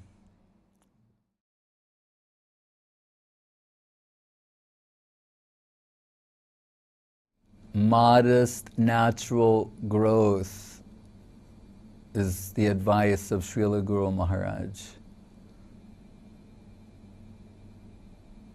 All of what we're hearing, Sadhu Shastra Guru Vaishnav, is making some impression upon the heart. We've been accepted by Guru and Vaishnav. I remember contemplating going to the temple in San Francisco and joining. This is like a few days before joining, making that decision. And I'm reading Bhagavad Gita, and in one purport, Prabhupada's quoting the famous sloka of the Ramayana, where Ramachandra saying, but same thing Krishna saying, once I accept someone, it's forever. And when someone says, you know, my dear Lord Krishna, please accept me, it's forever. It comes when Bibhishan, Ravana's brother, has switched sides. He's left Ravana and he's working, serving Ramachandra. But so many unusual things are happening that devotees are becoming suspicious of him and thinking he's like a classic KGB double agent. I don't know if Bibhishan was Russian or not. But he understood this double agent, or they thought. So some were telling Ramachandra, oust him. He's really an agent of the enemy, because too many mysterious things are going against us. And Ramachandra said, no, you don't understand. Once I accept someone as mine, that's forever. That cannot be broken. So being accepted by Krishna through his agents, we may not be aware of the full implication of all of these things. But Guru Maharaj says, it's the opinion of Mahaprabhu and the higher Vaishnavas that once you've, on any level, however remotely, appreciated hearing about Krishna from a substantial agent, that the flag has been planted in the heart. Ultimately, that real conceptual seed, it's there. It may become suppressed from time to time, but it will ultimately assert itself, being nourished by Sadhu, Shastra, Guru, and Vaishnav, and fully express itself, and then spread its influence all over the heart. And as Guru Maharaj says, then tell all the fleeting desires, anya abhilashita shunyam, jnana karma, all the, to get out. This heart belongs to me and me alone.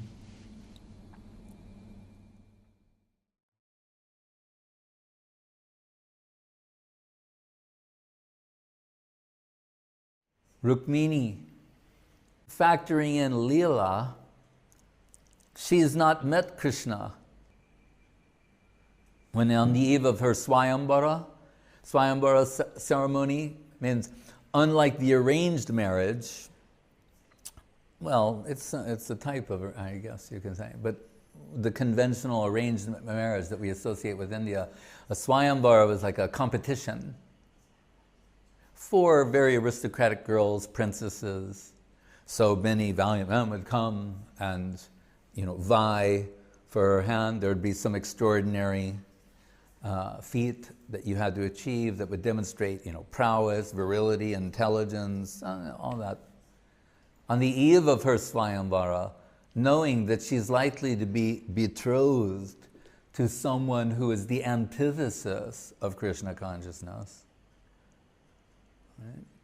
And anticipating spending a life with someone who is utterly devoid of Krishna consciousness, who's opposed to Krishna consciousness. She writes Krishna a letter she sends through a Brahmin messenger, inviting him to kidnap her. Now that's a good idea. Surrounded by karmic circumstance that you can't escape, then we have to invite Krishna to kidnap us. But in the first verse of that letter, told in Charitamritam, Chaitanya Bhagavat, that Mahaprabhu, he wanted to, he told his devotees one day that he was suddenly in the mood of Devi Bhav. And he wanted to dress and dance like his potency, his Shaktis. So it was arranged, and without going into all the details, when he took the form of Rukmini, everyone was astonished, all the devotees, and they saw him dressed as Rukmini and taking the divine form of Rukmini, and tears pouring down the lotus face of Nimai Pandit in this garb, and they were like the ink, and with his finger, the earth below was the paper, and his finger was the writing instrument, and he began to write this sloka, Shrutva gunan bhuvana sundara shrinvatam te, nirvisha karna vivarai haratonga tapam, rupam drisham drishimatam akilarta labham, tvayachyuta vishachititram apatrapam me.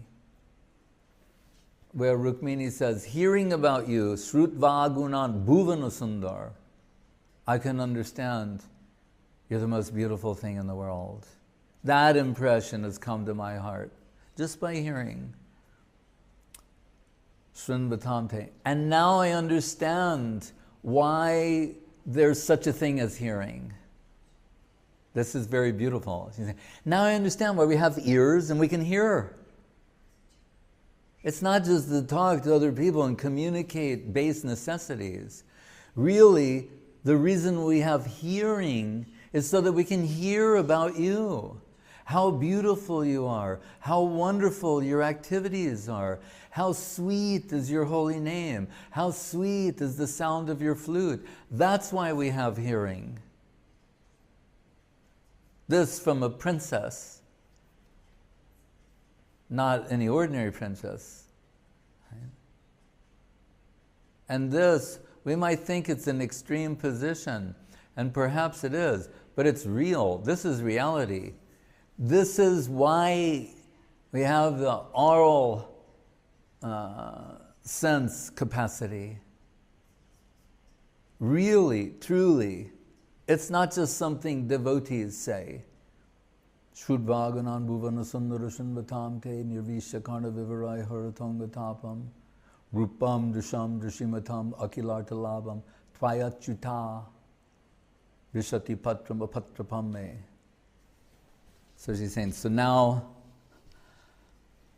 I no longer care about anything in this world, having come in connection with you. So shamelessly, I'm inviting you to kidnap me.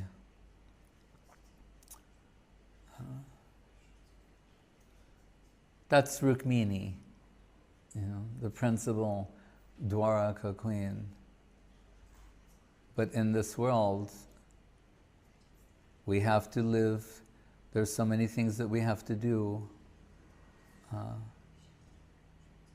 But underlying purpose is for the pleasure of the lotus feet of Guru and Gauranga, for the service of the lotus feet of Guru and Gauranga.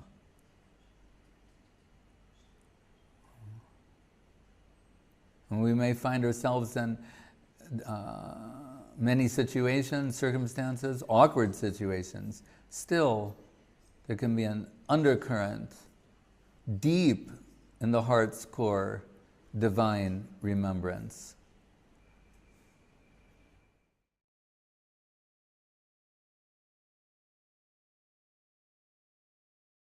We'll always be under the influence of Maya. But which Maya? There's Mahamaya and Yoga Maya. So, Arjuna's ignorance is Yoga Maya. It's not Tamagun, ignorance in the conventional sense. Like we talk of Jnana Shunya Bhakti, devotees, their knowledge-free devotion. Guru Maharaj jokes saying Krishna likes to surround himself with ignorant people, meaning they're not aware of his divinity. They just love him as he is, as a person. That's more charming to him than someone who thinks, he's God. Yes, I know, very good. Jnana Shunya Bhaktas, knowledge-free devotion. So Arjuna, he, under the influence of Yoga Maya, he's bewildered, he doesn't know what to do, he's in ignorance, and Krishna enlightens him. But interestingly, when Krishna shows the universal form, so Arjuna's friendship, his type of Sakya, has some element of Aisvarjagyan, knowledge of Krishna's divinity. So when Krishna shows the Virata Rupa, afterwards Arjuna is saying, forgive me, now that I see that you're God himself. There were times when I was like a little too friendly. Will you forgive me for that? But that's what Krishna wants. That's what he likes. When Arjuna's very friendly and they're sitting together on the bed, discussing something, being Arjuna's charioteer. Krishna's telling us in the Chaitanya Charitamritam, if your love and affection is hampered or constrained by knowledge of my divinity, I'm disappointed. That's the beginning of the book there. Where Krishna is saying, I like those who can push this whole divine aspect into the background and deal with me like a friend or a subordinate. We can understand. That's very, how can Yashoda whip Krishna? Who can be entrusted to run after Krishna and whip him? Why, she's so great. Gopyadade, Tvaikritas, Gosidhamatavad, Yate Drishashu Kalilanjana Sambramaksham, Kunti Devi saying, this bewilders me, this vision. Krishna's running, Yashoda's chasing after him to beat him, and Krishna, his lotus eyes, where there's kajal, mascara, all the mascara is running down his lotus eye. In fear, he's crying, running from his mother. She's saying, that's so beautiful and beautifully bewildering. I can't get it out of my mind.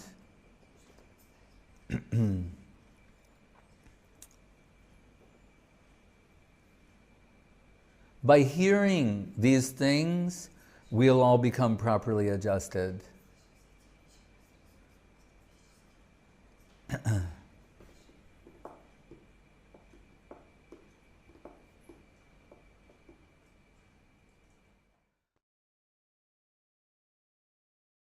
None, no less than Srimati Radharani herself and the Brahma Gita and her divine madness, she says, they're speaking of Krishna addiction. Addicted to speaking about Krishna, to hearing about Krishna. And she says, Yadanucharita lila karna piyusha viprut sakrid adana viduta danda dharma vinashta saparigriham kutumbam dinam utsrija bahava iha bikaru, what is it? Bhikshu charjam charanti. He says, Yadanu charita lila karna piyusha viprut. Hearing about Krishna, she said, what happens is, in this hearing, talking about being a conscious being, hearing, being aware, she's saying, if you put your consciousness to this, if in your consciousness Krishna conception enters, then what it does, a drop of this nectar lands on the heart. One drop touches the heart. One drop of hearing Krishna nectar touches the heart. Like Krishna Karnamritam. That's what it means. Krishna nectar for the ear.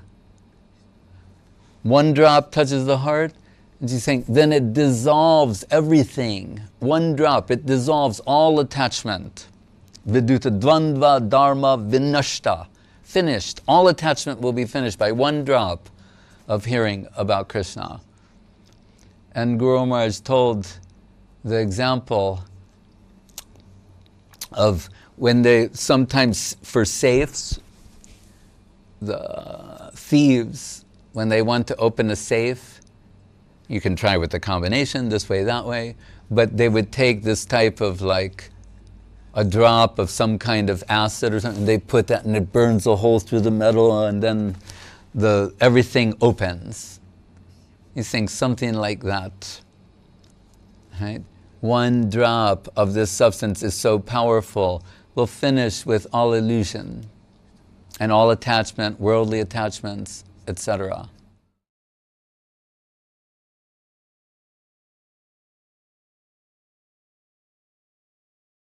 Devotees understand, you get and by observing the pastimes of Mahaprabhu, Mahaprabhu's pastimes put all the emphasis upon Prabhu Priya, the one who's most dear to Krishna.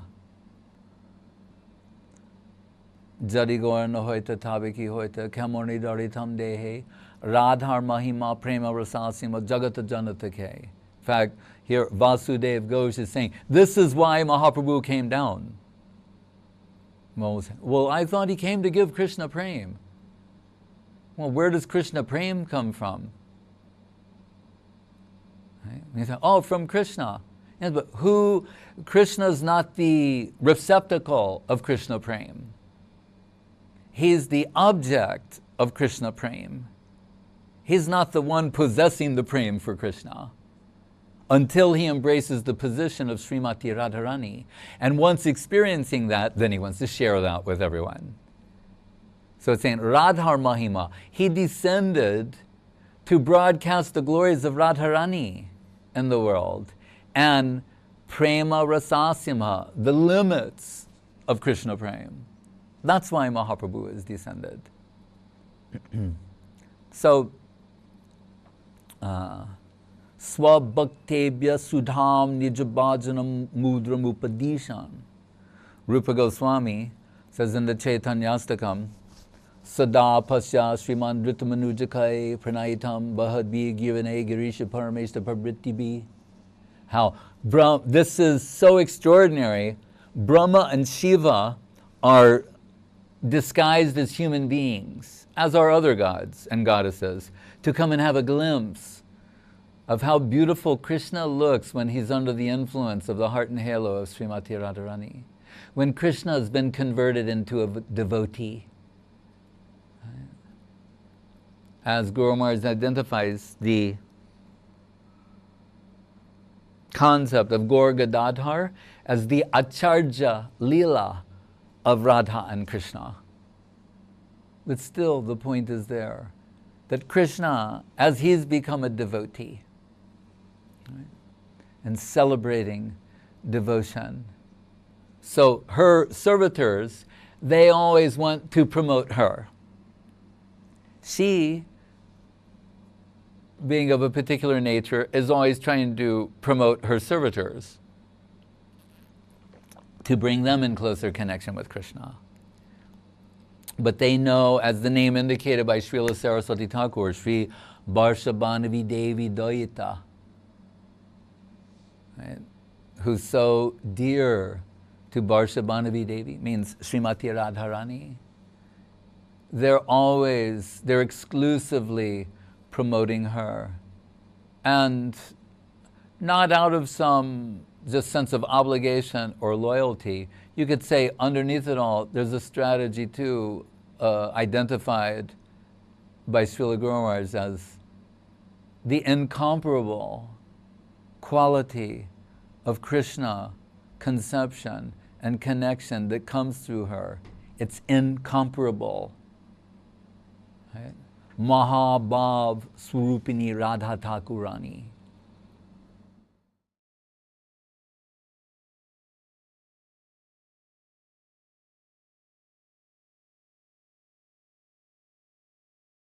Only Radharani is capable of giving Krishna in full. At the sight of another gopi or another, he is less than Swayam Bhagavan Krishna. So Radharani's serving group, her attendants, they're always promoting her. She can extract full rasa from Krishna. Hladini Shakti Pushti Karan, and is nourishing the servitors. The highest expression of the Supreme Absolute Truth is in Radha Krishna. But Radha Krishna Pranaya Vikritir Hladini Shakti Razmad Ekatmanavapi Bhuvi Pura Bedam Deham Gatoto. But could anything be better than that? As if they come together as one, as Sri Krishna Chaitanya Mahaprabhu.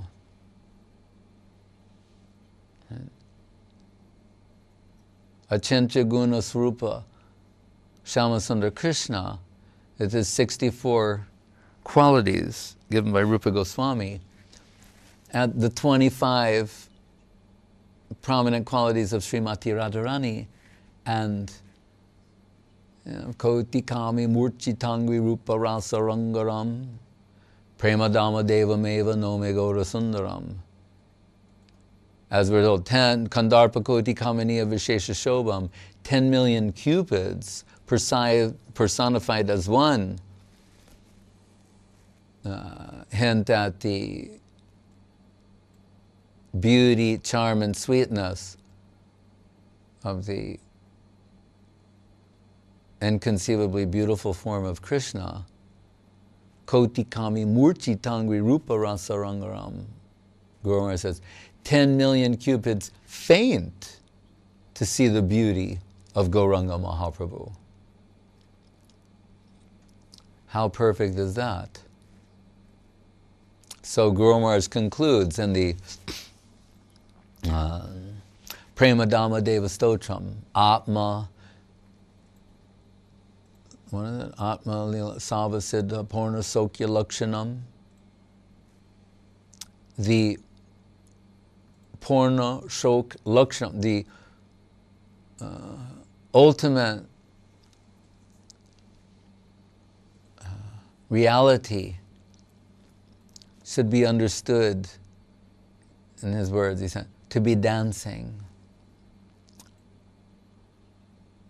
Because he's relishing his own sweetness. Sweetness is tasting itself and becoming mad as an outcome, dancing madly in ecstasy and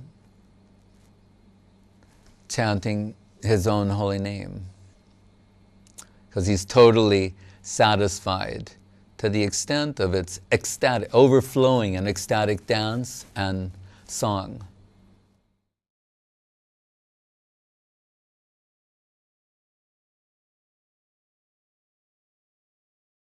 As Guru Maharaj has mentioned at different times, Saraswati Thakur also echoes the same sentiment in his purports of the Chaitanya Bhagavat. The spiritually progressive people, generally that means Brahman. Why are they called Brahmins? You could think about this in different ways, but it has the word Brahma in the name. Spirit means what other people have a hard time getting their heads around, or due to their natures, they don't entirely get it, or aren't willing to make this transition. These people, they've got spiritual understanding in their DNA. This makes total sense to them. They're not bewildered. The spiritual nature is obvious to them. And it is, thematically, it permeates everything that they do. So, Guru Maharaj will mention, for example, before they would begin any activity, they chant the Rig Veda mantra. And Rig Veda is the original scripture in the world. Of all scriptures, this is the first one. Right? Bhagavatam is the ultimate expression, but Rig Veda is the first scripture ever. Right? And this mantra is primal within the Rig Veda. So how important is it? Om Tad Vishnu Paramam Padam Sada Pashanti Surayo Diviva Chaksuratatam Vishnur Paramam Mama.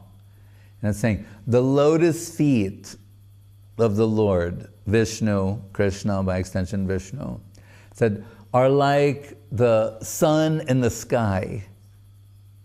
What does the sun in the sky do? It gives illumination to everything.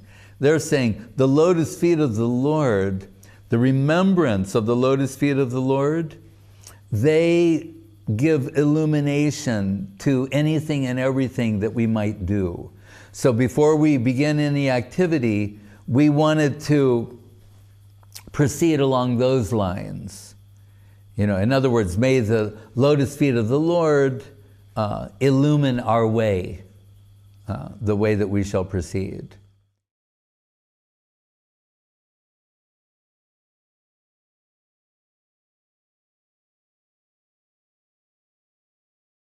There are only two things in the Kali Yuga: Vaishnava scriptures and Vaishnavas. But really, it's an indirect way of telling you there's only one thing, as Guru Maharaj said. In time I realized the Vaishnava is everything, because without the Vaishnava, what will you do with Vaishnava Shastra? You won't be able to understand it, interpret it, serve it. Nirmat Saranam Satam. The Satam means the Vaishnava. Vaishnavas means lovers of Krishna. We take it to the extreme, or highest degree of expression, means Krishna loving people, Saraswati Thakur would say. And Krishna loves them. Ahang bhakta paradino yasvan tantra iva dvija. To what degree? That although he's svarat, he's declared as realities for itself, by itself. He's saying, in the presence of my devotee, it's as if I lose my independence. Bhakta Vatsala. Bhaktebhyo Bhakta Vatsala. Krishna is the lover of his devotees. So if we want to have any success in Krishna consciousness, we have to show some love, affection, and for the Vaishnavas, the devotees of Krishna, and try to serve them in any way possible.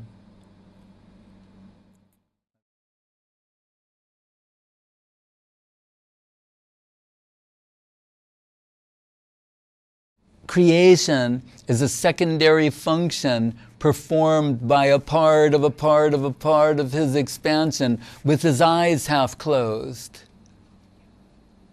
Like we say in this world, when people think there's something, they go, I can do that with my eyes closed. Yeah, you can do that with your eyes closed. But it's generally an expression. I can do this with my eyes closed. You can do those kind of things, or maybe not. Mahavishnu generates innumerable universes out of his pores with his eyes half closed, half asleep. He's lying in yoga nidra with his eyes half closed, half asleep, and his glance is personified as Shambhu Shiva, full of the sum total of jivas, and they're impregnated in the material nature. While he's doing this, what?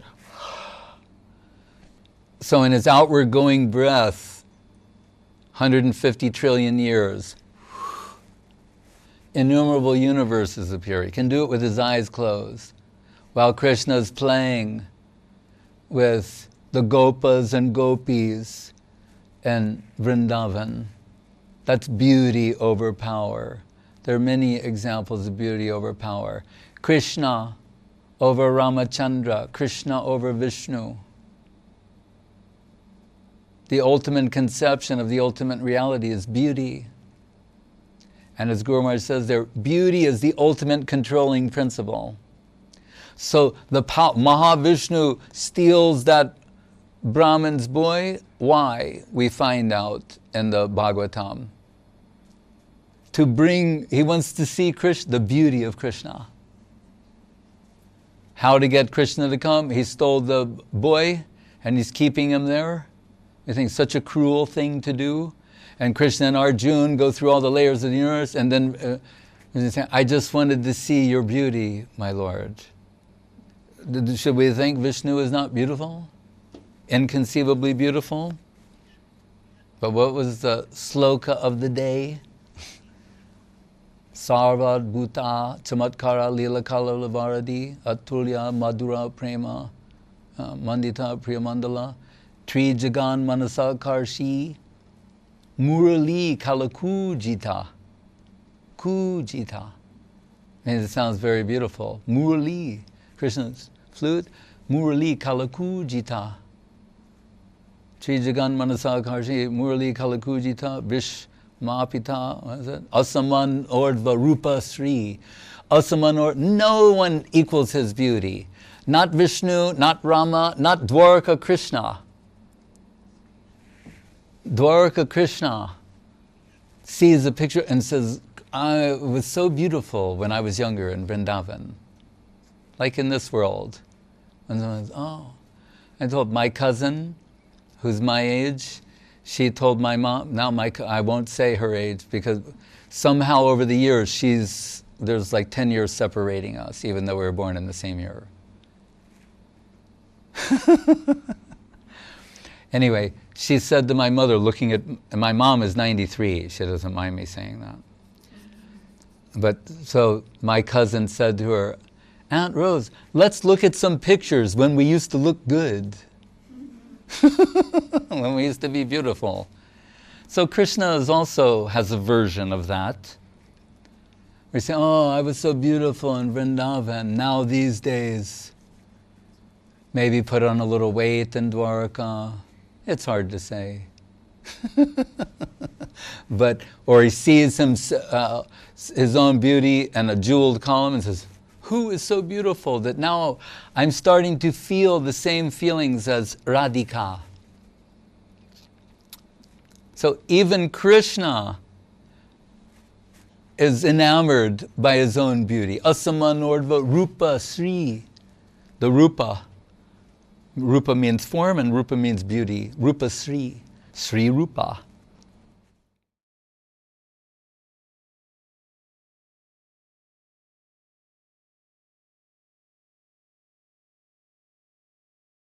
In Brazil was a very intense experience. You know, I never more got that, someone, I already read Chaitanya Charitamrita, and then you have, that was my feelings. Maybe most probably I was tripping out. But I mean, was someone from Chaitanya Charitamrita alive, living there.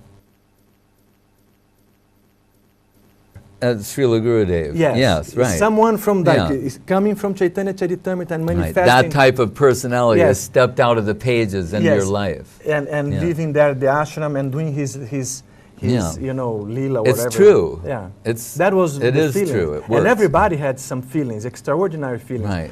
And then the boy fell. That was like the most. Yeah. Isn't that the day that you give everything? Something happened. I can't remember. Do you know Lalita? No, the boy falls in the water. Fall in the water. And drowns. Gurudev told me that he said, he's just given me everything. Yeah. Everyone has come here in joyful celebration, and a little kid fell in a pond and drowned, died. He's dead. Yeah. Like these little children we have here, that's why we should be careful. Completely We're letting them play and everything. The child fell in a pond that's only this big and drowned. So there's a dead child laying there. And Guru, you'll tell what he told, but he told me, he said, I said to Krishna, what do I tell them now? I don't know what to say. He just gave everything, we're having a big celebration. What am I supposed to tell them? I don't know what to say. Please tell me what to say. And then the Ananda, Ananya Bhakti, she took charge because she's a dentist, so she knows all the first procedures. First aid. Yeah. Then she told the father, I was taking prasadam with the father. The father was the guy who gave him the first book. Mm-hmm. Then she told him, you must give a massage to his heart and I will breathe. Then we do 5 times, CP or whatever you call it. CPR. Then after some time, Rohini started chanting the mantra with everybody. Mm-hmm. Hare Krishna, Krishna Krishna, Hare Hare. Then, after maybe 5 or 4 or 5 minutes, breaths, the boy started vomiting the water and coughing and putting the water out. And then Gurudeva told us, at that time, someone went to tell him. And he said Gurudeva was very silent, and then he prayed to the Lord, why you were doing that, Right. And then the boy came alive, and Gurudeva always said, Ananya Bhakti saved the boy. Right. He was like, He's not taking the credit. Krishna answered Gurudev's prayer, is what happened. And later at, what's her name? Cesar. Neza Cesar. At her house, that program that evening, I see that boy again, when Bhuvan is showing me how to put passion fruit on chocolate ice cream. Okay. He loved to eat. This is his specialty. Yeah. And that kid's, and they go, that's the kid. No brain damage after 15 minutes drowned. How old is he now? Oh, he may be now 17 years old, like something. Totally normal. It was, it's what they call a miracle.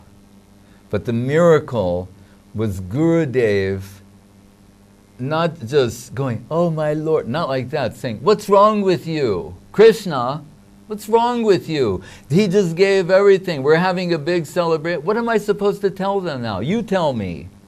What do I do?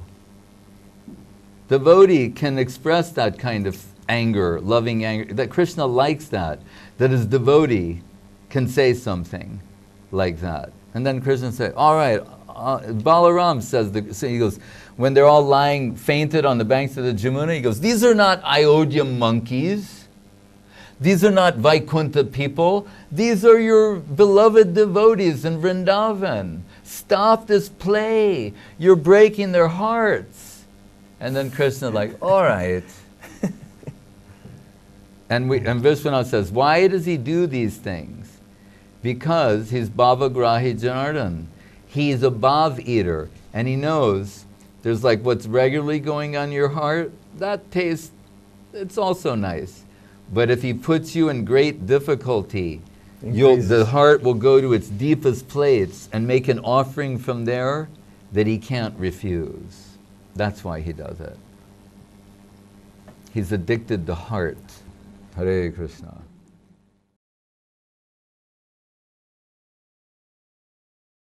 The absolute truth is not Krishna alone, but it's Radha and Krishna. But we are duped into thinking that by the direct approach we'll get a superior experience than serving his agent or agency. So we have to be educated. Rasaraj Mahabhav Duyakarup, Mahabhav Surupini Radha Thakurani. She can extract, she's the predominated half of Krishna's better half. She can extract the highest quantity, highest quality and highest quantity of rasa from Krishna. And Hladani Shakti Pustikar, and nourish her servitors with that substance. And Guru Maharaj said, once you have a taste of that, Mahabhav, which is beyond the constitutional capacity of a jiva soul to experience, Radharani, out of gratitude to her servitors, gives them a taste.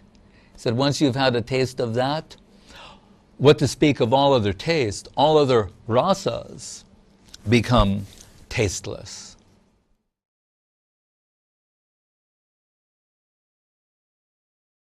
The absolute truth is not Krishna alone, but it's Radha and Krishna. But we are duped into thinking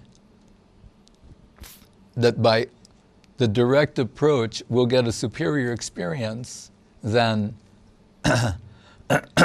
serving his agent or agency. So we have to be educated.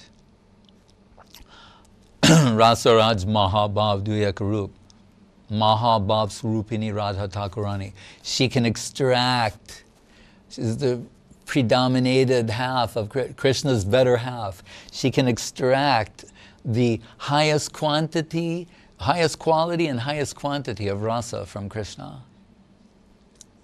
And Hladani Shakti Pustikar, and nourish her servitors with that substance. And Guru Maharaj said, once you have a taste of that, Mahabhav, which is beyond the constitutional capacity of a jiva soul to experience, Radharani, out of gratitude to her servitors, gives them a taste. He said, once you've had a taste of that, what to speak of all other taste, all other rasas become tasteless.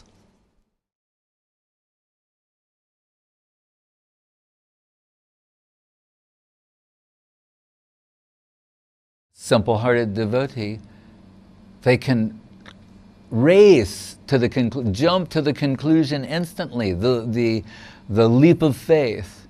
Krishna said that. Like those cowherd boys, the Jamuna Pani. Why? We're not worried. This is poison? The waters of the moon is so sacred? The waters have become poison? Anyway, Krishna is here. Why should we worry? What's there to worry about? Ma Suchaha. Once I was speaking like that to Guru Maharaj, and he went, deep thinker. Because it means, Krishna, don't worry.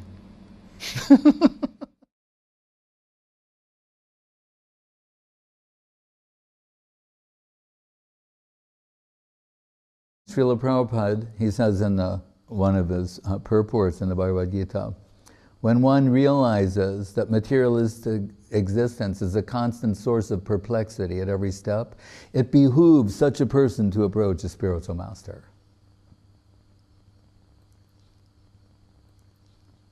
So again, then they have their part to play. The opposition has its part to play. That which is opposed has its part to play in drawing contrast toward what is real, substantial, true, worth pursuing. But I like to add, and like as just a little comment to what Prabhupada said, like when one realizes that material existence as a constant source of perplexity, and I like to put this like in brackets, and a never-ending series of humiliations. A never-ending series of humiliations. From the time you're born till the time you die. Because in old age, the people suffer a loss of dignity and that they go back to almost a childlike state of helplessness and dependence upon others, which may be charming somewhat in the babies, not so for the elderly. It's humiliation, the loss of dignity, etc., the inevitability of dealing with mortality. Where my mother's staying and she's going on 98, I saw this one man in the hallway and I said, how are you, sir? And he said, well done. He goes, I'm almost 100. He said, well done. And I said, oh, I hope I have a sense of humor like you if I ever make it that far.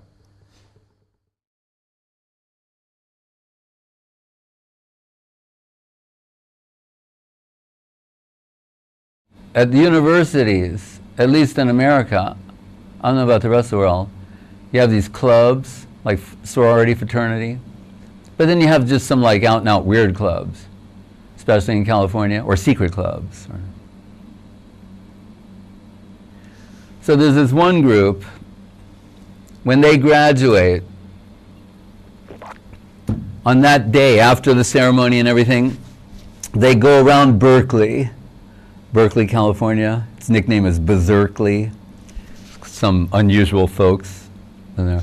But so they go in single file. They wear crazy masks and stuff, and they sing this song, "Row, row, row your boat," because it goes, "Row, row, row your boat gently down the stream, merrily, merrily, merrily, merrily," and then they hit the last line, "Life is but a dream." And they do it over and over again until they circumambulate like a certain area of Berkeley. And then you're considered like, now you can go out into the world. But that last line, merrily, merrily, merrily, merrily, life is but a dream of in Ashmiti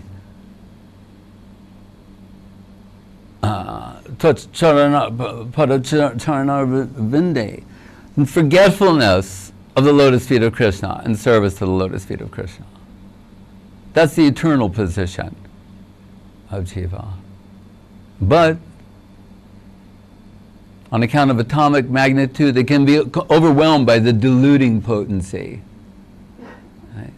So we hear of Durga Devi, Parvati, Sati. Which one is it? Devi. That's why there's so many names. You know, Vaishnavi is the name of Devi also. Many different names. Different aspects. Like females have different aspects. So if they're going to be a perverted reflection of the original, it has to be multi-dimensional. Again, Brahma Sangita. What is it? Ananda Chinmaya Rasa Pratibhavitabhis Tabirya Eva Nijarupataya Kalavi Goloka Eva Nivisat Akilatma Bhuto Govinda Maripurusham Tamaham Vajami. As Krishna expands and extends, Radharani expands and extends. Lakshmi is of Vaikuntha, Mahishigan of Dwaraka, higher, and then Brajagopi is highest. But then there's Biroja, that the neutral plane. Then crossing into this world, the gods and goddesses. Srila Saraswati Thakur reminds us in one of his talks that Durga Devi is a Brajagopi. You think she doesn't know what we've been exposed to? Of course. But this is some seva. The superintendent of the jailhouse, that's a government sponsored position. And it's not considered that that person is evil, they're mean, they're a horrible person to keep everyone imprisoned. Let me say, how can she do that? You know, we're told Maya is shy to come before Krishna, and like, I got deluding jivas is my seva.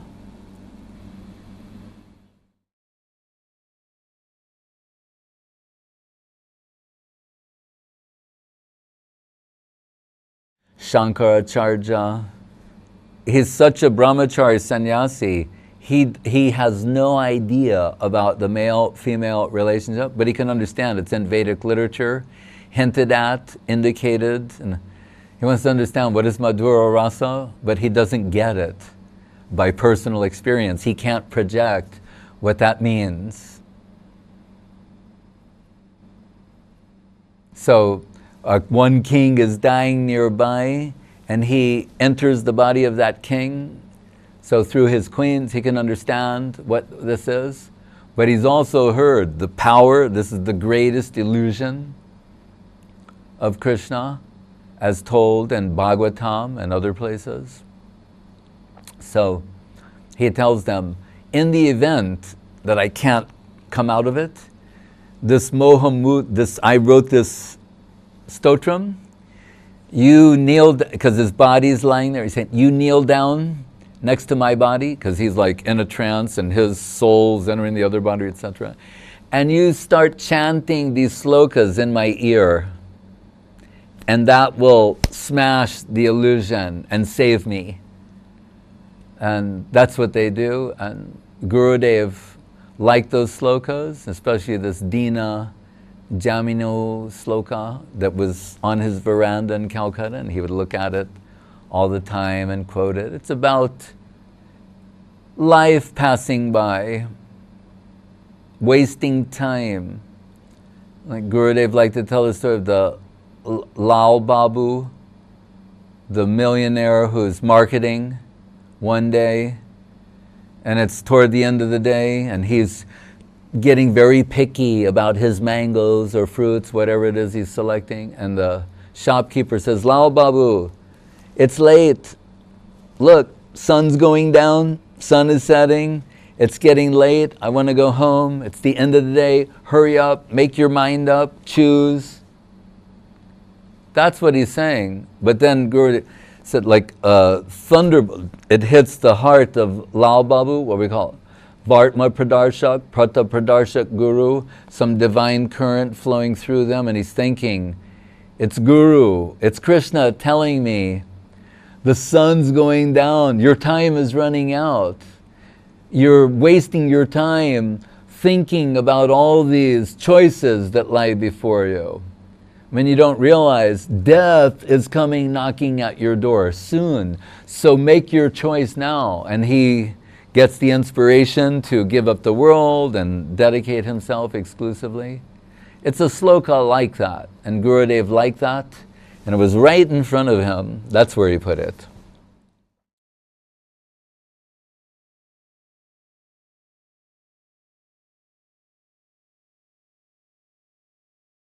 Those who tell us about Krishna, they're really giving you something. Now we can understand something about that.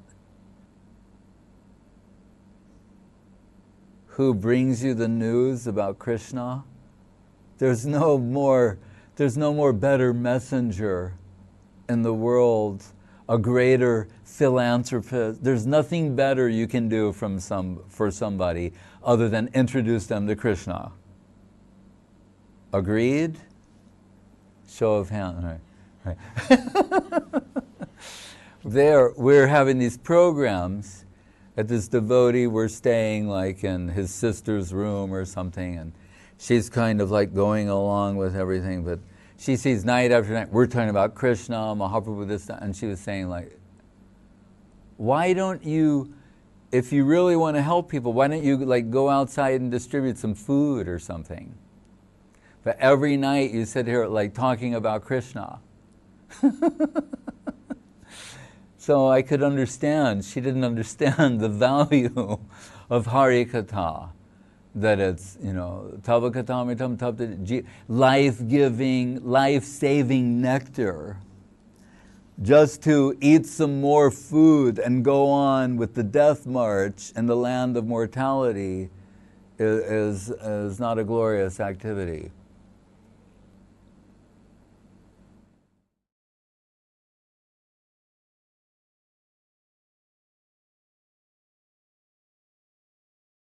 Once, you know, Guru Maharaj so much liked Hegel, and he's given Hegel a lot of sukriti.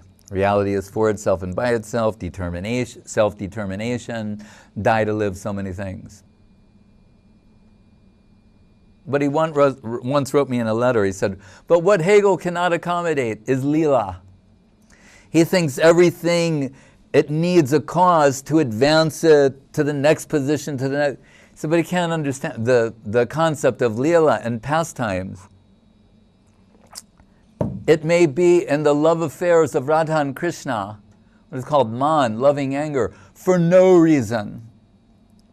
Even in this world, the lovers, particularly we talk like the Romeo Juliet, the really pristine, pure love. There are fighting and argument or insult, whatever it is, there's no cause other than its necessity, its own necessity to express certain emotions. That's the beauty of Krishna Lila and the higher pastimes, that there is no cause in that sense. Or Guru Maharaj told about Mahaprabhu and his Nam Sankirtan, and Siddhanti Maharaj liked this very much. So he said, the cause is the effect and the effect is the cause. He's chanting his own name, tasting that sweetness, and what's it doing? It's making him dance madly and chant his own name as an outcome. The cause is the effect and the effect is the cause.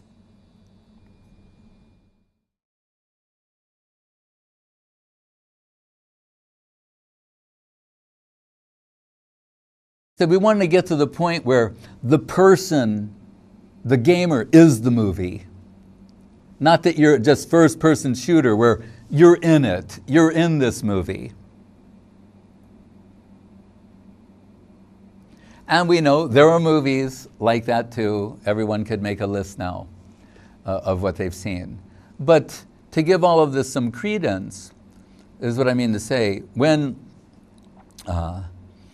well, let's start with Sukadev Goswami, or let's leap to the, what do you say? Parinistitopi nayargunye uttama sloka lilaya.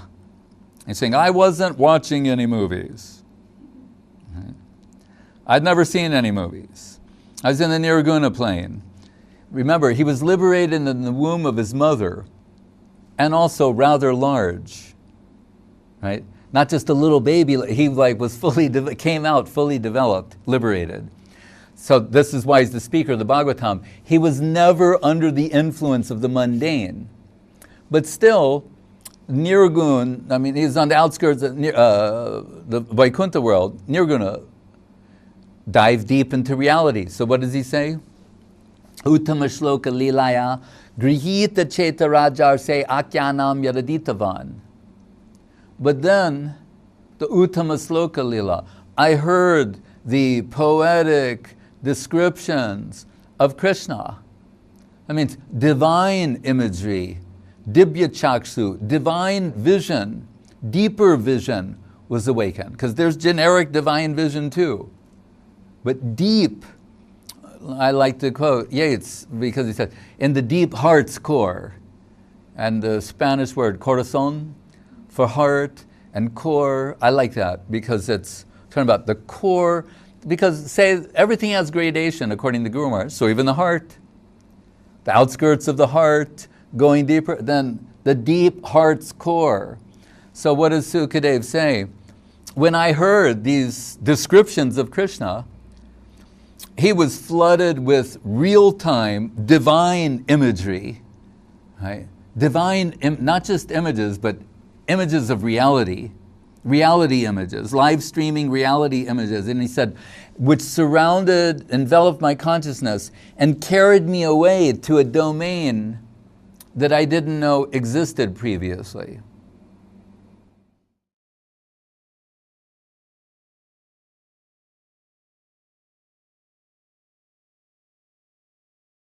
A lawyer in the class, you know, like a stock photo of a lawyer, you'll see the lawyer at the desk sitting in front of a wall of law books. And the idea being, you approach this person and they're familiar, intimately, comprehensively familiar with what's in those books, and they're going to extract from those books what is relevant to your case, to your situation.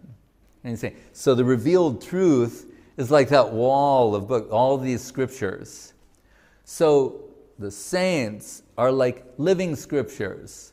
They understand substantially what the content is, and it's not some sort of passive substance.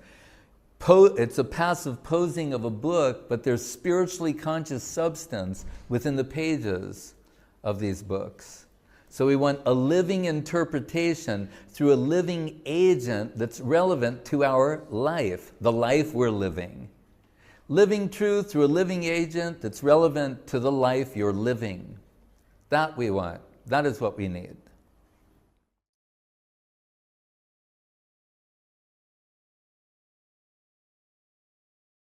We know that everything has to be consistent. So here where we're being told how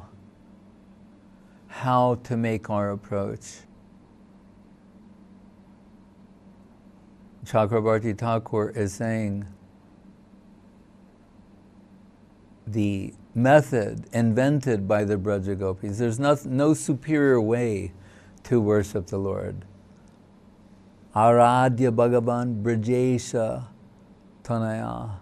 Who's the Lord of Vrindavan? His Tanai, his son. Brajesha Tanaya, Tadama Vrindavanam. And his land, Vrindavan, what is it characterized? Mercy over justice, heart over intellect.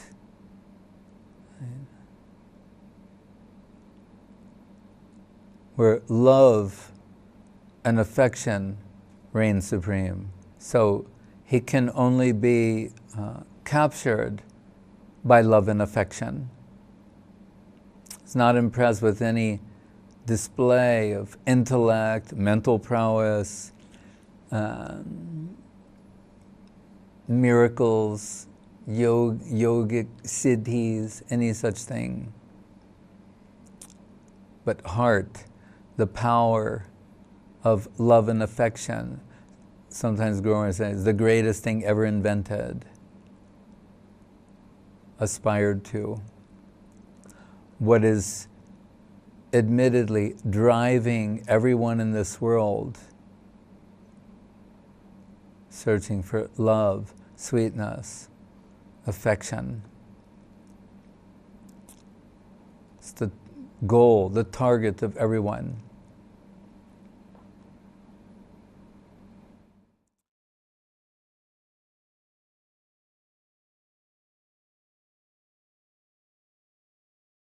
What we mean when we say devotee, because Srila Gurudev, he liked to quote one of Srila Guru Maharaj's godbrothers saying, whether someone is 1% a devotee, 5%, 25%, 50%, 75%, 99%, 100%, that has to be factored in.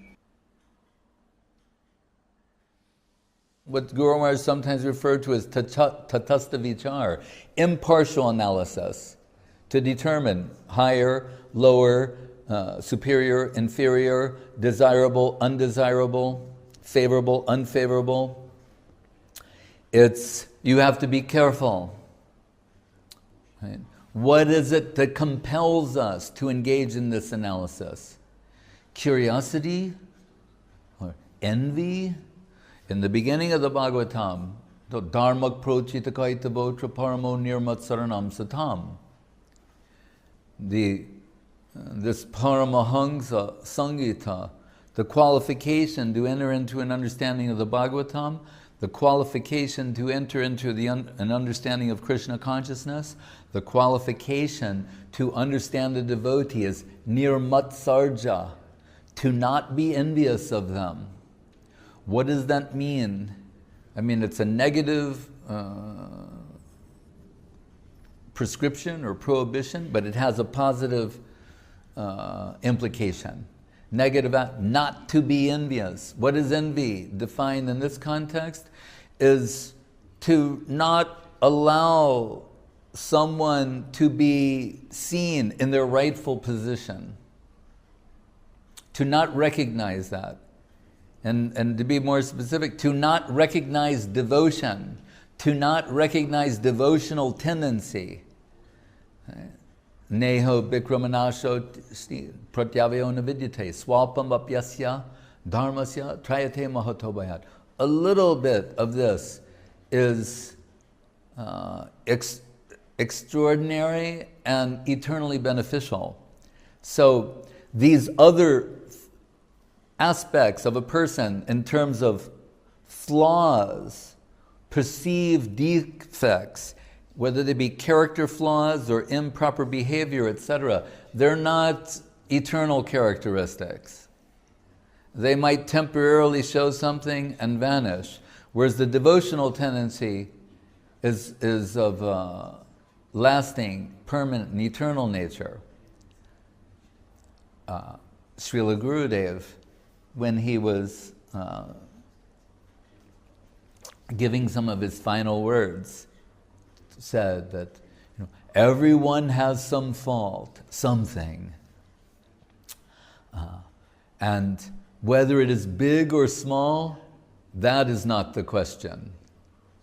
And he said that with the same cadence of the famous Shakespearean, to be or not to be, that is the question. So Gurudev said, big or small, that is not the question. He said, but what must be recognized is their devotional tendency, serving tendency. And he said that must be recognized and respected. So that is the vision of the devotees. Guru Maharaj says our only hope of connecting with the upper world, what to speak of the highest aspect of the upper world, Goloka Vrindavan, what is it known as? The land of love. Love conceals all deficiencies. Right? And if we recognize that despite someone's apparent flaws, that they do have some like serving tendency, spirit of devotion, dedication, then it'll be better for us to think, if I could get a little bit of that from them, what they've got, the good thing they've got, my position will improve. So let me think of them in such a way and deal with them in such a way to appreciate their dedicating tendency, and maybe some grace will come to me from that.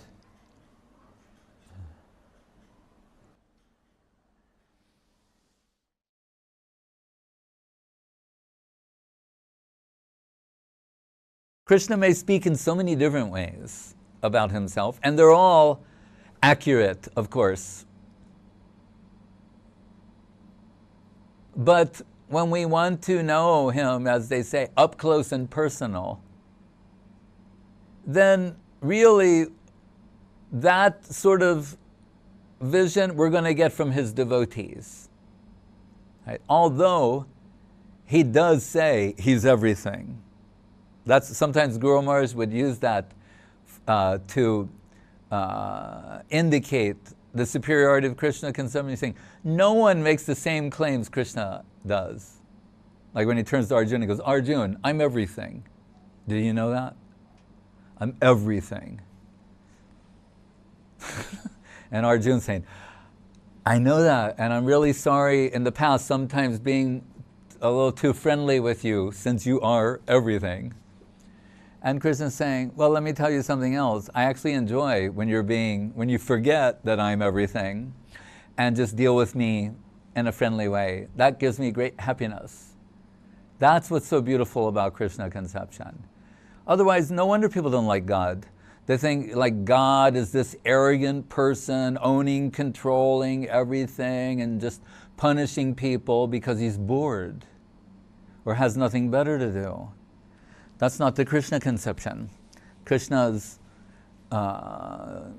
waiting for give his devotees his loving embrace, as in the return of Gopakumar to the spiritual world. Sometimes Guru Maharaj, paraphrasing Krishna, saying, after he wakes up from fainting, he's so happy, fainted upon the arrival of Gopakumar, and he's saying, how could you stay away from me for so long?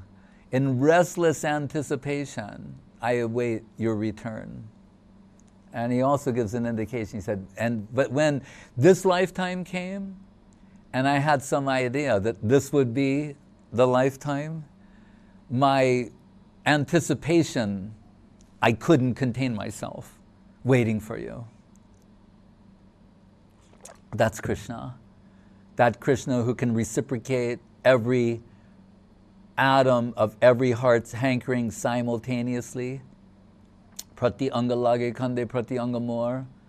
Akila rasamrita murti Krishna. We have to remember when we think that, oh, he's rasa personified. Let me say, well, there are many different types of rasas. Yes, so he has his many avatars, incarnations, expansions to accommodate everyone.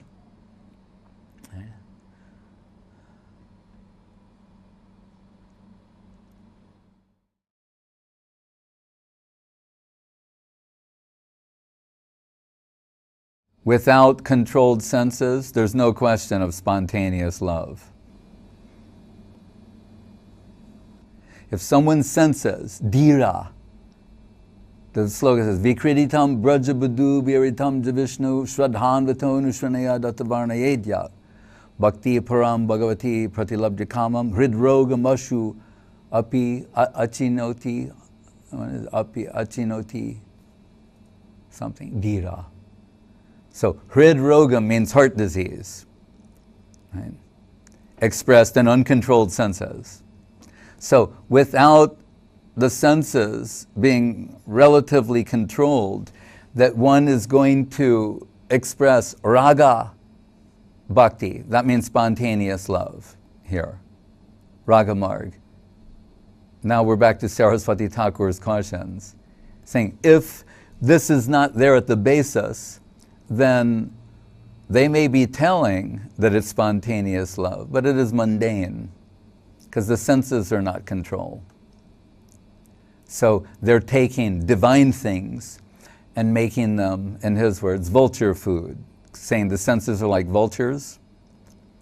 So if the senses are under the control of lust, right, then there's no question of expressing spontaneous love, which means here, raga bhakti, raga marg.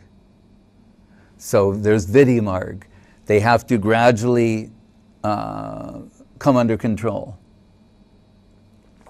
And then from that position, dhira, undisturbed, no sense disturbance. Then when they hear the divine pastimes of Radharani, Krishna, and Braja Gopis, that will awaken spontaneous love, loving sentiments within them. Otherwise, we'll project that our experience of mundane love, will project that as being, will impose that idea on spontaneous love of raga bhaktas, and that's an offense against divinity, to think these pastimes are mundane, like the mundane affairs between men and women.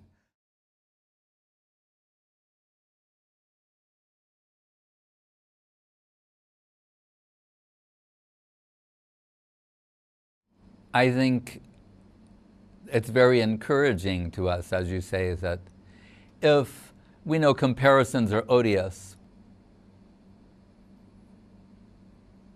but if on some level we see these different divine personalities and they have certain tendencies, and somehow that vibrates within us sympathetically,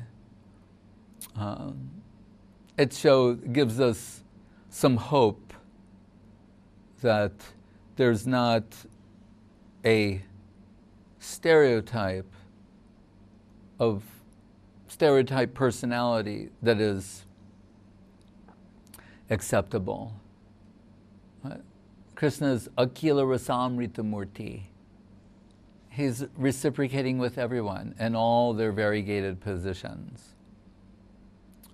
Hanuman, he has his ways. Right? When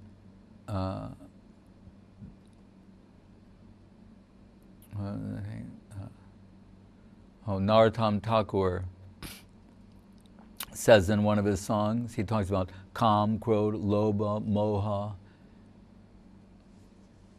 that all of the full palette of emotions that we carry within us, they can be expressed in seva.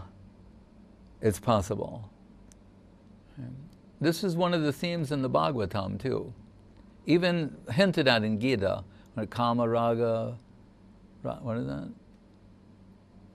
Ragaish, and the other, Kama Krodha. And Yudhisthira, after hearing about the Chitraketu pastimes, and Indra, and so many different types of devotees, Karma Misra Bhakti, Jnana Misra Bhakti, that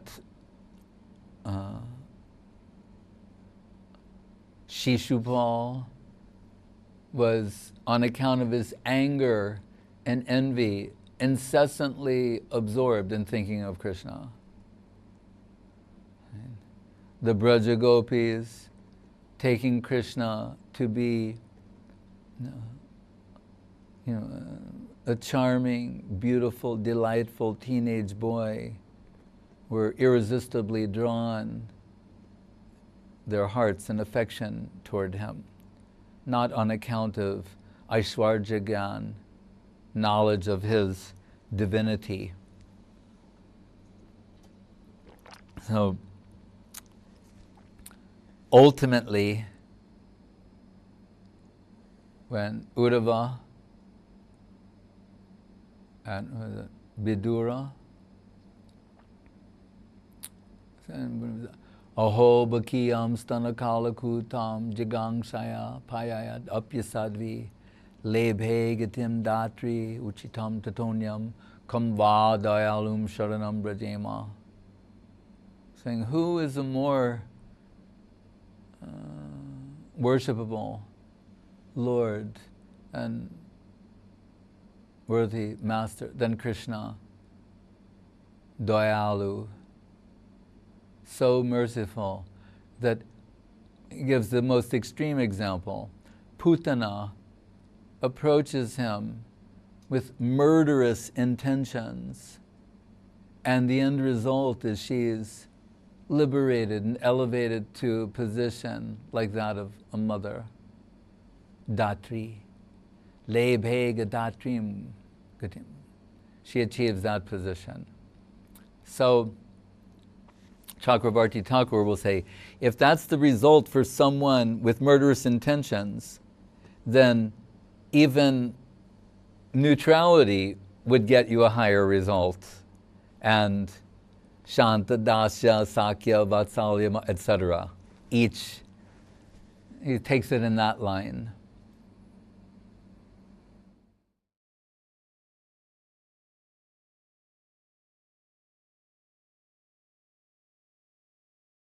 The disciple exists to fulfill the order of Guru,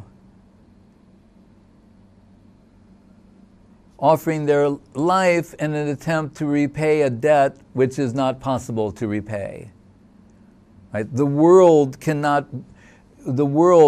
as pranami will not repay the debt of one word from Guru. So he says, my life is maintained by the aspiration of getting the service of your holy lotus feet. That's true for everyone in the Krishna consciousness movement. An aspiration. We don't say that we have that. But it's, when we say, oh, that's very high. What is expressed by Das Goswami? But in principle, it's what the concern of everyone. Right? Service aspiration. That's why we're all here. We're aspiring servitors. We don't say that we are, but that is our aspiration, to be useful in service. Right? That is the only genuine response to express appreciation for what has been given, the connection that has been given, to offer oneself in service on some level. When Krishna is praising the trees of Vrindavan, the Balaram, that Etavad Janma Sapulyam, something Dehi. What are the different ways? First of all, he's saying, look, Balaram, how happy they are to see you. They're actually happy to see Krishna also. But he's saying, oh, Balaram, look, they're bending over, they're giving dandavat with their fruits. You see some, they're crying, sap, tears, and ecstasy. They're so happy to see you. And he said, and they're such exalted souls, these trees, especially the trees of Vrindavan that have sprung out of the soil of Vrindavan. Saying why? Because they live for others.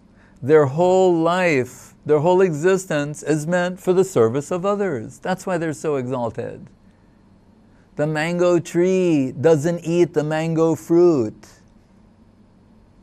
We eat the mango fruit. We get shade from the mango tree and so many other things.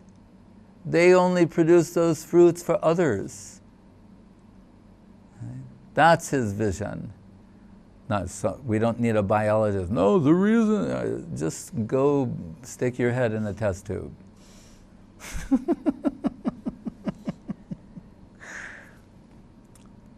Learn to think anew, a new way. Upanayan, agyana timarandasya gyananjana salakaya, chaksur unalitam jena tasmai Shri Gurave namaha. remove the cataracts of rational thought, scientific discovery, and Shraddha Devi or Gunagai. I sing the glories of Shraddha Devi. Faith, what faith can reveal. Krishna perspective, infinite seeing, infinite perspective, the perspective of the infinite. So Krishna, he says these things. Oh, look how wonderful they are. They live for others, they're so exalted. Then he gives the Etavaj Janma Satpalyanta. And so how? Either with your wealth, your body, your intelligence, in some way, can do something. Right? Best to do all. Savai Mana Krishna Padara Vindeo, Vachamsi Vaikunta Gunanuvarnane, Maharaj Ambarish. Normally, people, the kings, they, if they depute anything to anyone else, it's so that they can enjoy. Right? But Ambarish Maharaj, he gave all the kingdom responsibilities to others, and he did all the devotional. He didn't hire someone to worship the deity and read the book. No, he did all of those things. He said, you'll do this part of running the kingdom, you'll do that part. I'll do the puja, the seva, the kirtan, I'll do everything, all of that. Savai Mana Krishna Padara Vindayo, Vachamsi Vaikunta Gunanuvarnane. Right? He did everything. Talk about all-rounder. All 9 processes of devotional service.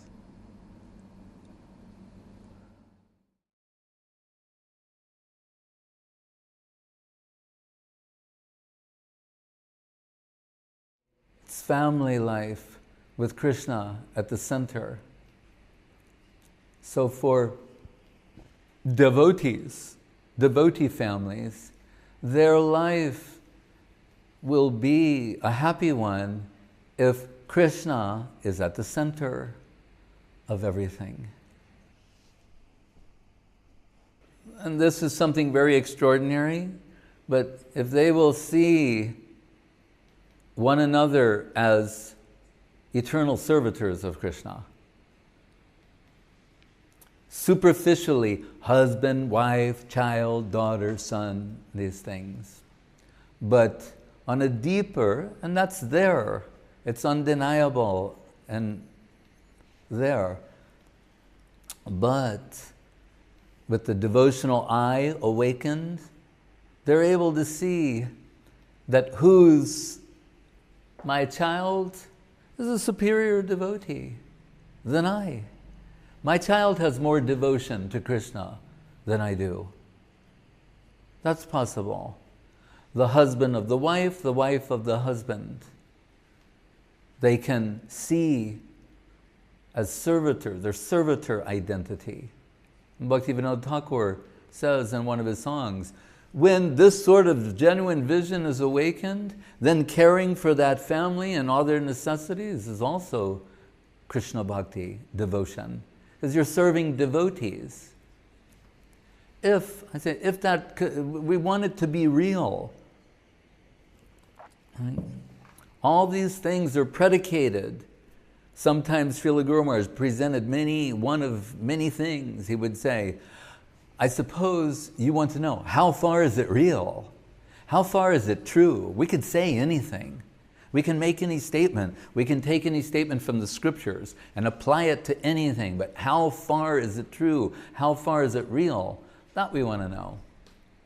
But the possibility gives us some optimism and encouragement and inspiration.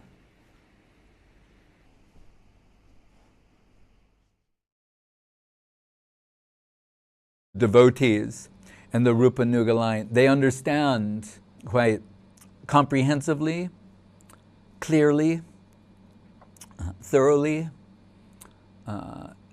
with clarity, that you don't get any more Krishna than in the presence of Srimati Radharani. Just like within this world, there are not only famous people, but maybe particularly them, like Aishwarya Samagrasya, Viryasya Yashasha Shriya, can take it, Bhagavan. But people will say, like, I can't really be myself with these people or that person. I'm looking for someone where I can totally be myself. That's what they hanker for. Sometimes Guru Maharaj will say, almost humorously, that Krishna likes to surround himself with ignorant people. Oh, wait, I thought you said, tatat paramahansanam muninam amalatmanam bhakti yoga vidanartam katam pashema histriya. Only the highest section of liberated souls. Now you're saying Krishna likes to surround himself with ignorant people. What does he mean? Jnana shunya bhaktas, those who can suppress Krishna's majestic aspect. Back to the aprakrita region, where, as Guru Maharaj said, a king, so say a king wants to just dress casually. It doesn't mean he doesn't have a crown and a scepter and all these things, but he just prefers sometimes to dress in an ordinary way. Is he still a king? Of course. He doesn't have to have. For some people, though, maybe he needs to have the crown, the scepter, and the throne and everything for them to think of him that way. Here we have the inverse. These devotees, they are so much in love with Krishna personally, with his personality, his character traits, tendencies, etc., that his majestic, divine aspect is so much eclipsed by their love and affection that it's into the background and is practically non-existent. Right? So that Krishna, we're told, Srimati Radharani's name, this is mentioned, quoted, of particular interest in the 4th chapter, Adi Leela, where Kaviraj Goswami is laying the groundwork for what is Chaitanya Charitamritam. She is known as Krishnamoyi. How much Krishna is in her? Guru Maharaj said, it is not that she's just full of Krishna, but it is as if anywhere she casts her glance, Krishna is manifest. So he will say, you don't get any more Krishna, quality Krishna, and quantity Krishna than Krishna at the right hand of Srimati Radharani. If you go to Krishna direct, even direct, he won't fully be himself in your presence. He's only fully Swayam Bhagavan Krishna to the extreme. Reality of the beautiful, sweetness, love, beauty, charm, sweetness personified, Kandarpa Koti Kamaniya Vishesha Shobhana Krishna, at the right hand of Srimati Radharani. The way Krishna appears with her is super extraordinary, even by Krishna's own standards. Hare Krishna.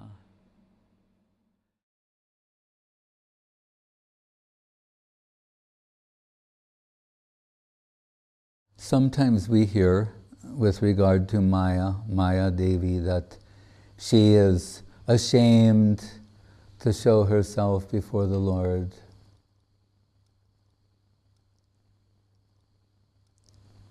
On this account of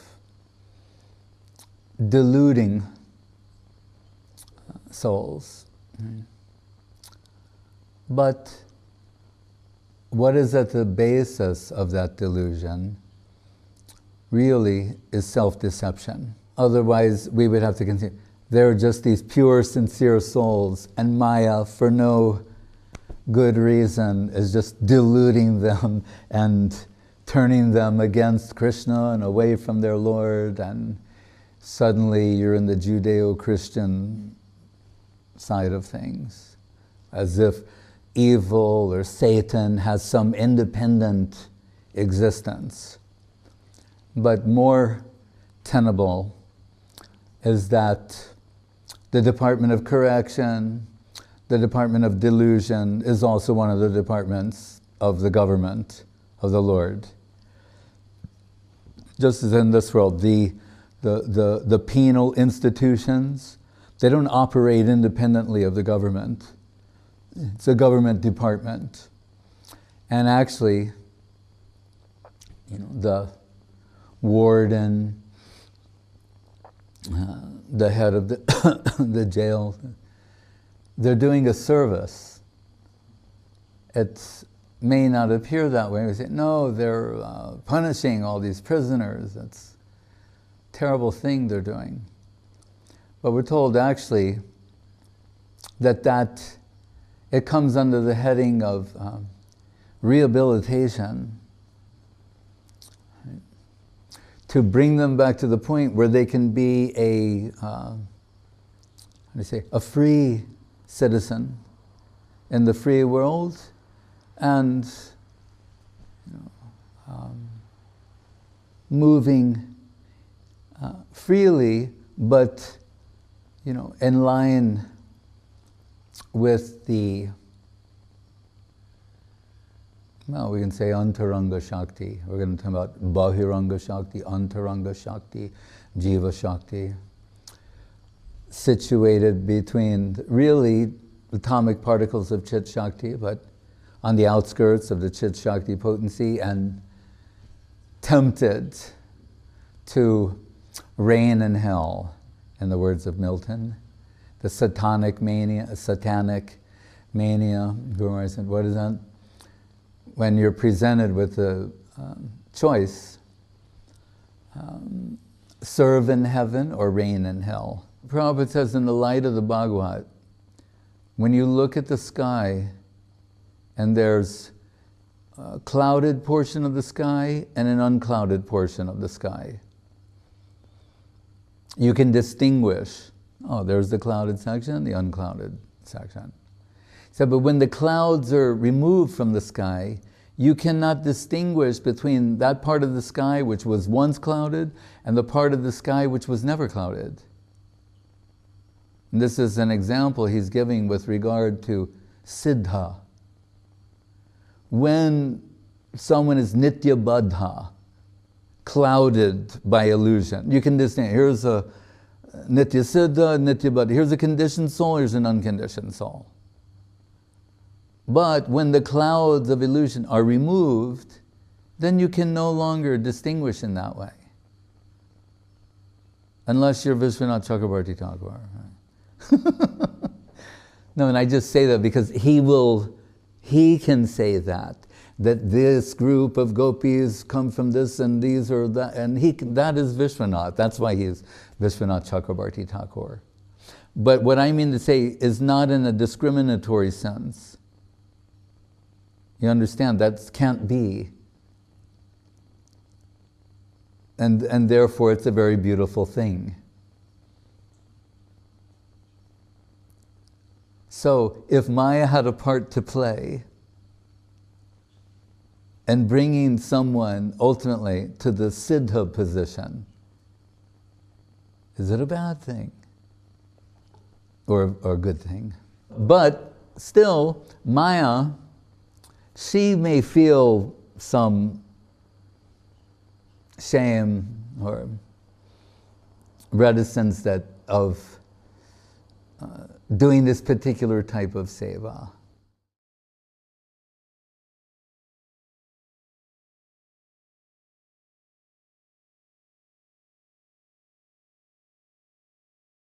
But I remember once asking a god sister, senior god sister of mine, many years ago when I first joined in New York, and discussing Bhagavad Gita.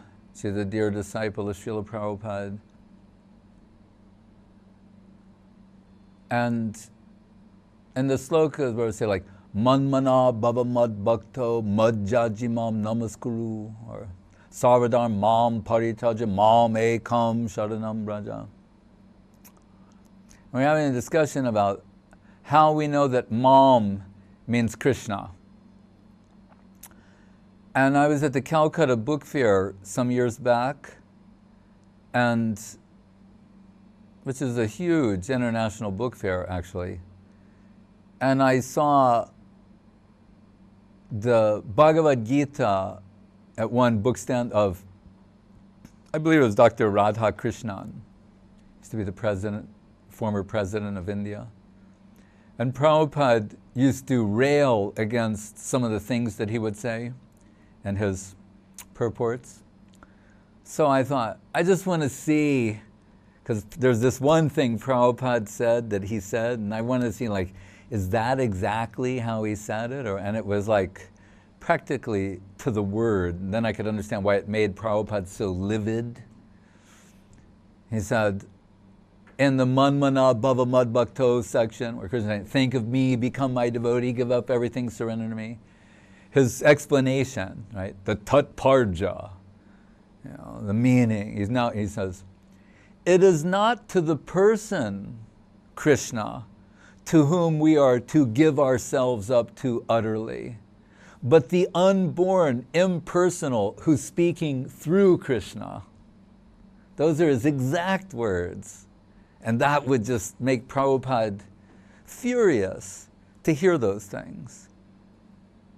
Right, where Krishna thinks, surrender to me. See, it's not, when he says me, he doesn't mean himself.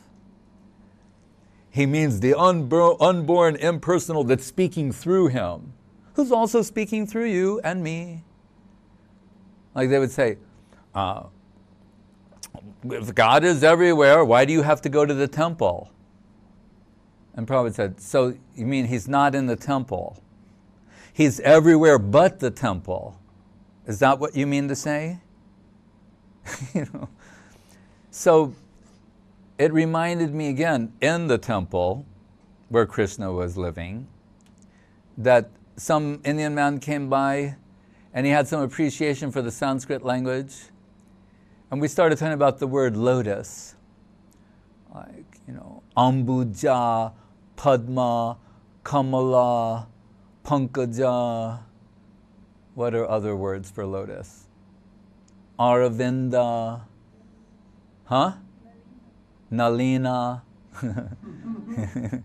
Right.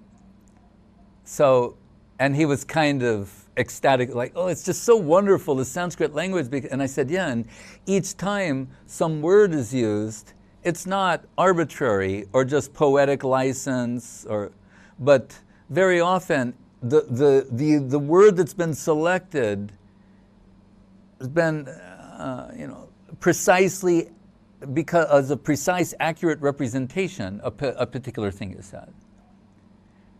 And I wasn't trying to start a fight with him or anything, or just be smart. But I just said, like, it just came to my mind, that old conversation I had with my god sister 20 years before. I said, like when Krishna says, Saradam Mom, surrender to me. It's so simple, And that man, we just went through a dozen meanings or vocabulary of lotus. And I said, when he says surrender to, Sarvadharma, surrender to me, he goes, oh, I don't know so many things. I said, oh, really? You know 12 different meanings, words, substitute for lotus, but where it says mom, me, that, I don't know so many things. So, what does Krishna say about that? In Bhagavad Gita, avajananti mam mudha manushim tanam asritam param bhavam ajananto mama bhuta maheswaram. People who think I'm just a man talking here on a chariot to my friend, what are they? Asses, mudha. Namam duskritino mudha. And those people, prapadyante, they never surrender to me. Because why? Ichadvesha samutvena dandva mohena, they're envious of me. So it's one thing for them to say, they can't imagine that the original source of everything is personal, the personality of Godhead. But really, if you dig a little deeper, it's that if it's true that it's a person, then what will your relationship be? One of equals? How many universes did you create recently? Someone could say, well, one a long time ago. It's been downhill since then. Right? So, ahang sarvasya prabhavo mattak sarvam pravartate. You know, I'm the source of everything. Everything comes from me. So whether it's the Brahman conception, Paramatma, Bhagavan, and all varieties of Bhagavan, Lakshmi Narayan, Sita Ram, Rukmini and Dwarkanath, Mathuranath, right? Brajendra Nandan,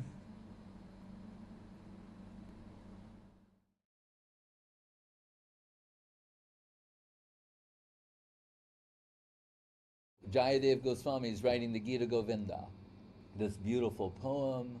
It's one of the greatest poems ever written. They would sing it for the pleasure of Jagannath and Puri. And he, from his heart, some idea comes to write that in the love affairs of Radha and Krishna, just like in this world, sometimes there's argument for no reason. So Leela, Guru Maharaj says, sometimes means meaningless pastimes. Like Oscar Wilde saying, all art is useless. It doesn't mean it has no value. It's saying it exists for itself and by itself in a Hegelian sense. It can't be used. If it has an ulterior motive, a lower purpose, it's not art. That's what he means. So Leela is like that, for itself and by itself. So sometimes in the pastimes, disagreement, argument, its only necessity is for itself and by itself.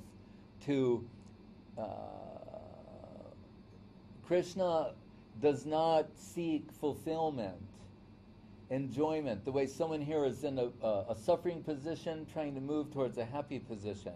He's already ecstasy personified, Akila Rasamrita Murti. But he's dynamic ecstasy. So Leela or pastimes, they're only, Chakravarti Thakur makes this point in his commentary in the 10th canto. If he's already Atmaram, why does he have loving exchange with Radharani and other Brajagopis? Because it just enhances the pleasure or position. But it's not moving from a position of displeasure or dissatisfaction, trying to achieve pleasure and satisfaction. So anyway, in the pastimes of Radha and Krishna, sometimes there's loving anger, a lover's quarrel. Right? And who's right, who's wrong. Right? So, and he's thinking to write in his poem, he gets this inspiration in his heart to say that Krishna, acknowledging that he's the offender, goes to touch and worship the lotus feet of Radharani. And then he's thinking, what am I writing? That God will take such a position? He'll get on his hands and knees and beg forgiveness? Too much. Can't write this. This is just too much to put down. Put the pen down, go bathe, and get calm and approach this later. And while he goes to bathe in a nearby pond, Krishna assumes his form. And so his wife is there, sees her husband, and she's offering him like the noon meal, and he's taking and said, bring me Padma, bring me the book he's writing, Gita Govinda. She brings it to him, and he writes in, Dehi Padapalavam Udaram, this line about Krishna bowing down to touch the lotus feet of Radharani. And then she puts it back, and then the real husband, Jayadev, returns, sees his wife eating, and their culture at that time, the husband would eat, and she thinks her husband's losing his mind. Saying, Padma, what are you doing? What? And then the whole thing unfolds. She's saying, are you losing your mind? You remember, you came here, you ate lunch, you told me go get the book, and then you wrote something in the book and put it back. He's saying, show me that book. And then he sees, with Krishna's own hand, he penned, Dehi Padapalavam Udaram. And he's astonished.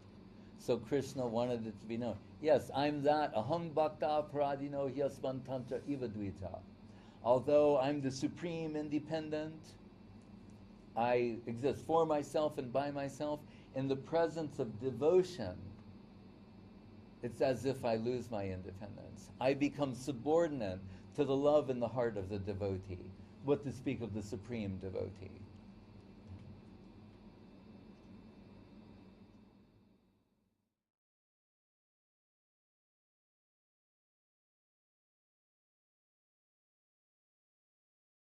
The boast of heraldry, the pomp of power, all that beauty, all that wealth e'er gave, awaits alike the inevitable hour. The paths of glory leads but to the grave. Gray's elegy. After he wrote that, he's a minor poet, but then he was really an unknown. But after he wrote this poem, they published it in some newspapers. He remarked, he said, I woke up one morning and I was famous. When he say, however high you go, Brahma Bhuvanal Loka Punar Avartanojana, it all ends up in the same place, the grave. It's all finished at that time. That's not a morbid thought. It's called memento mori. Things that remind us, death reminders are enlightening. Because that's the situation that we're in. Every day, the news, death is front page news. The famous die, the wealthy die, the rich die, the beautiful die, the young die. Dealing with the mortality issue is not cowardly. Requires some courage. When someone gets cancer in America, especially a famous person, some representative, a friend, someone will come out and go, Bill's a real fighter, he's going to fight this thing. Okay. You know, there's a place in Ireland where they'll accept a bet on just about anything. I'm betting on cancer. Okay. Anyone wants to take I'll always bet on cancer. No, he's going to fight this thing. And he's going to lose. So the great atheist, Christopher Hitchens, he died last year. And when even he mocked this stuff, he said, it's as if to say, if they write in the obituary, after a long struggle with mortality, he succumbed. Death is an inevitability for everyone. So, before another death occurs, that's what it says.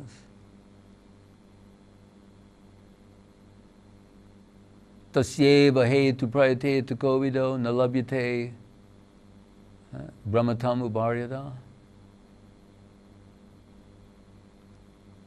Many places the Bhagavatam's imploring us, while you have this opportunity before you, dharmashta swanustita pungsam vishvakseno katasya not pariyed yadivritam srama eva he kevalam.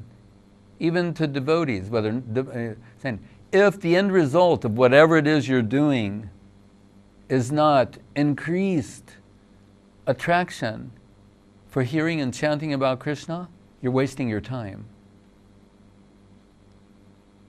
Another place, kamasya nendriya priti labhu jiveta yavata jivasya tattva jigyasa narto yascheha karmabhi. A formula is given how to balance the mundane and the spiritual. And what is being said? You only need to accumulate the mundane to the point where it allows you to engage maximum energy in spiritual culture. That's the right balance, that's the right formula. Otherwise, it's just to be ignorant. I've seen goats in Calcutta, they're on their way to the slaughterhouse. And how you know? they put red paint on them, on the neck, the ones that are indicated, and the guy's herding them over. And then they get in a line. And you'll see, while they're waiting to get their heads chopped off, a male goat mounting a she-goat and having sex with a she-goat is going to have his head cut off in 3 minutes.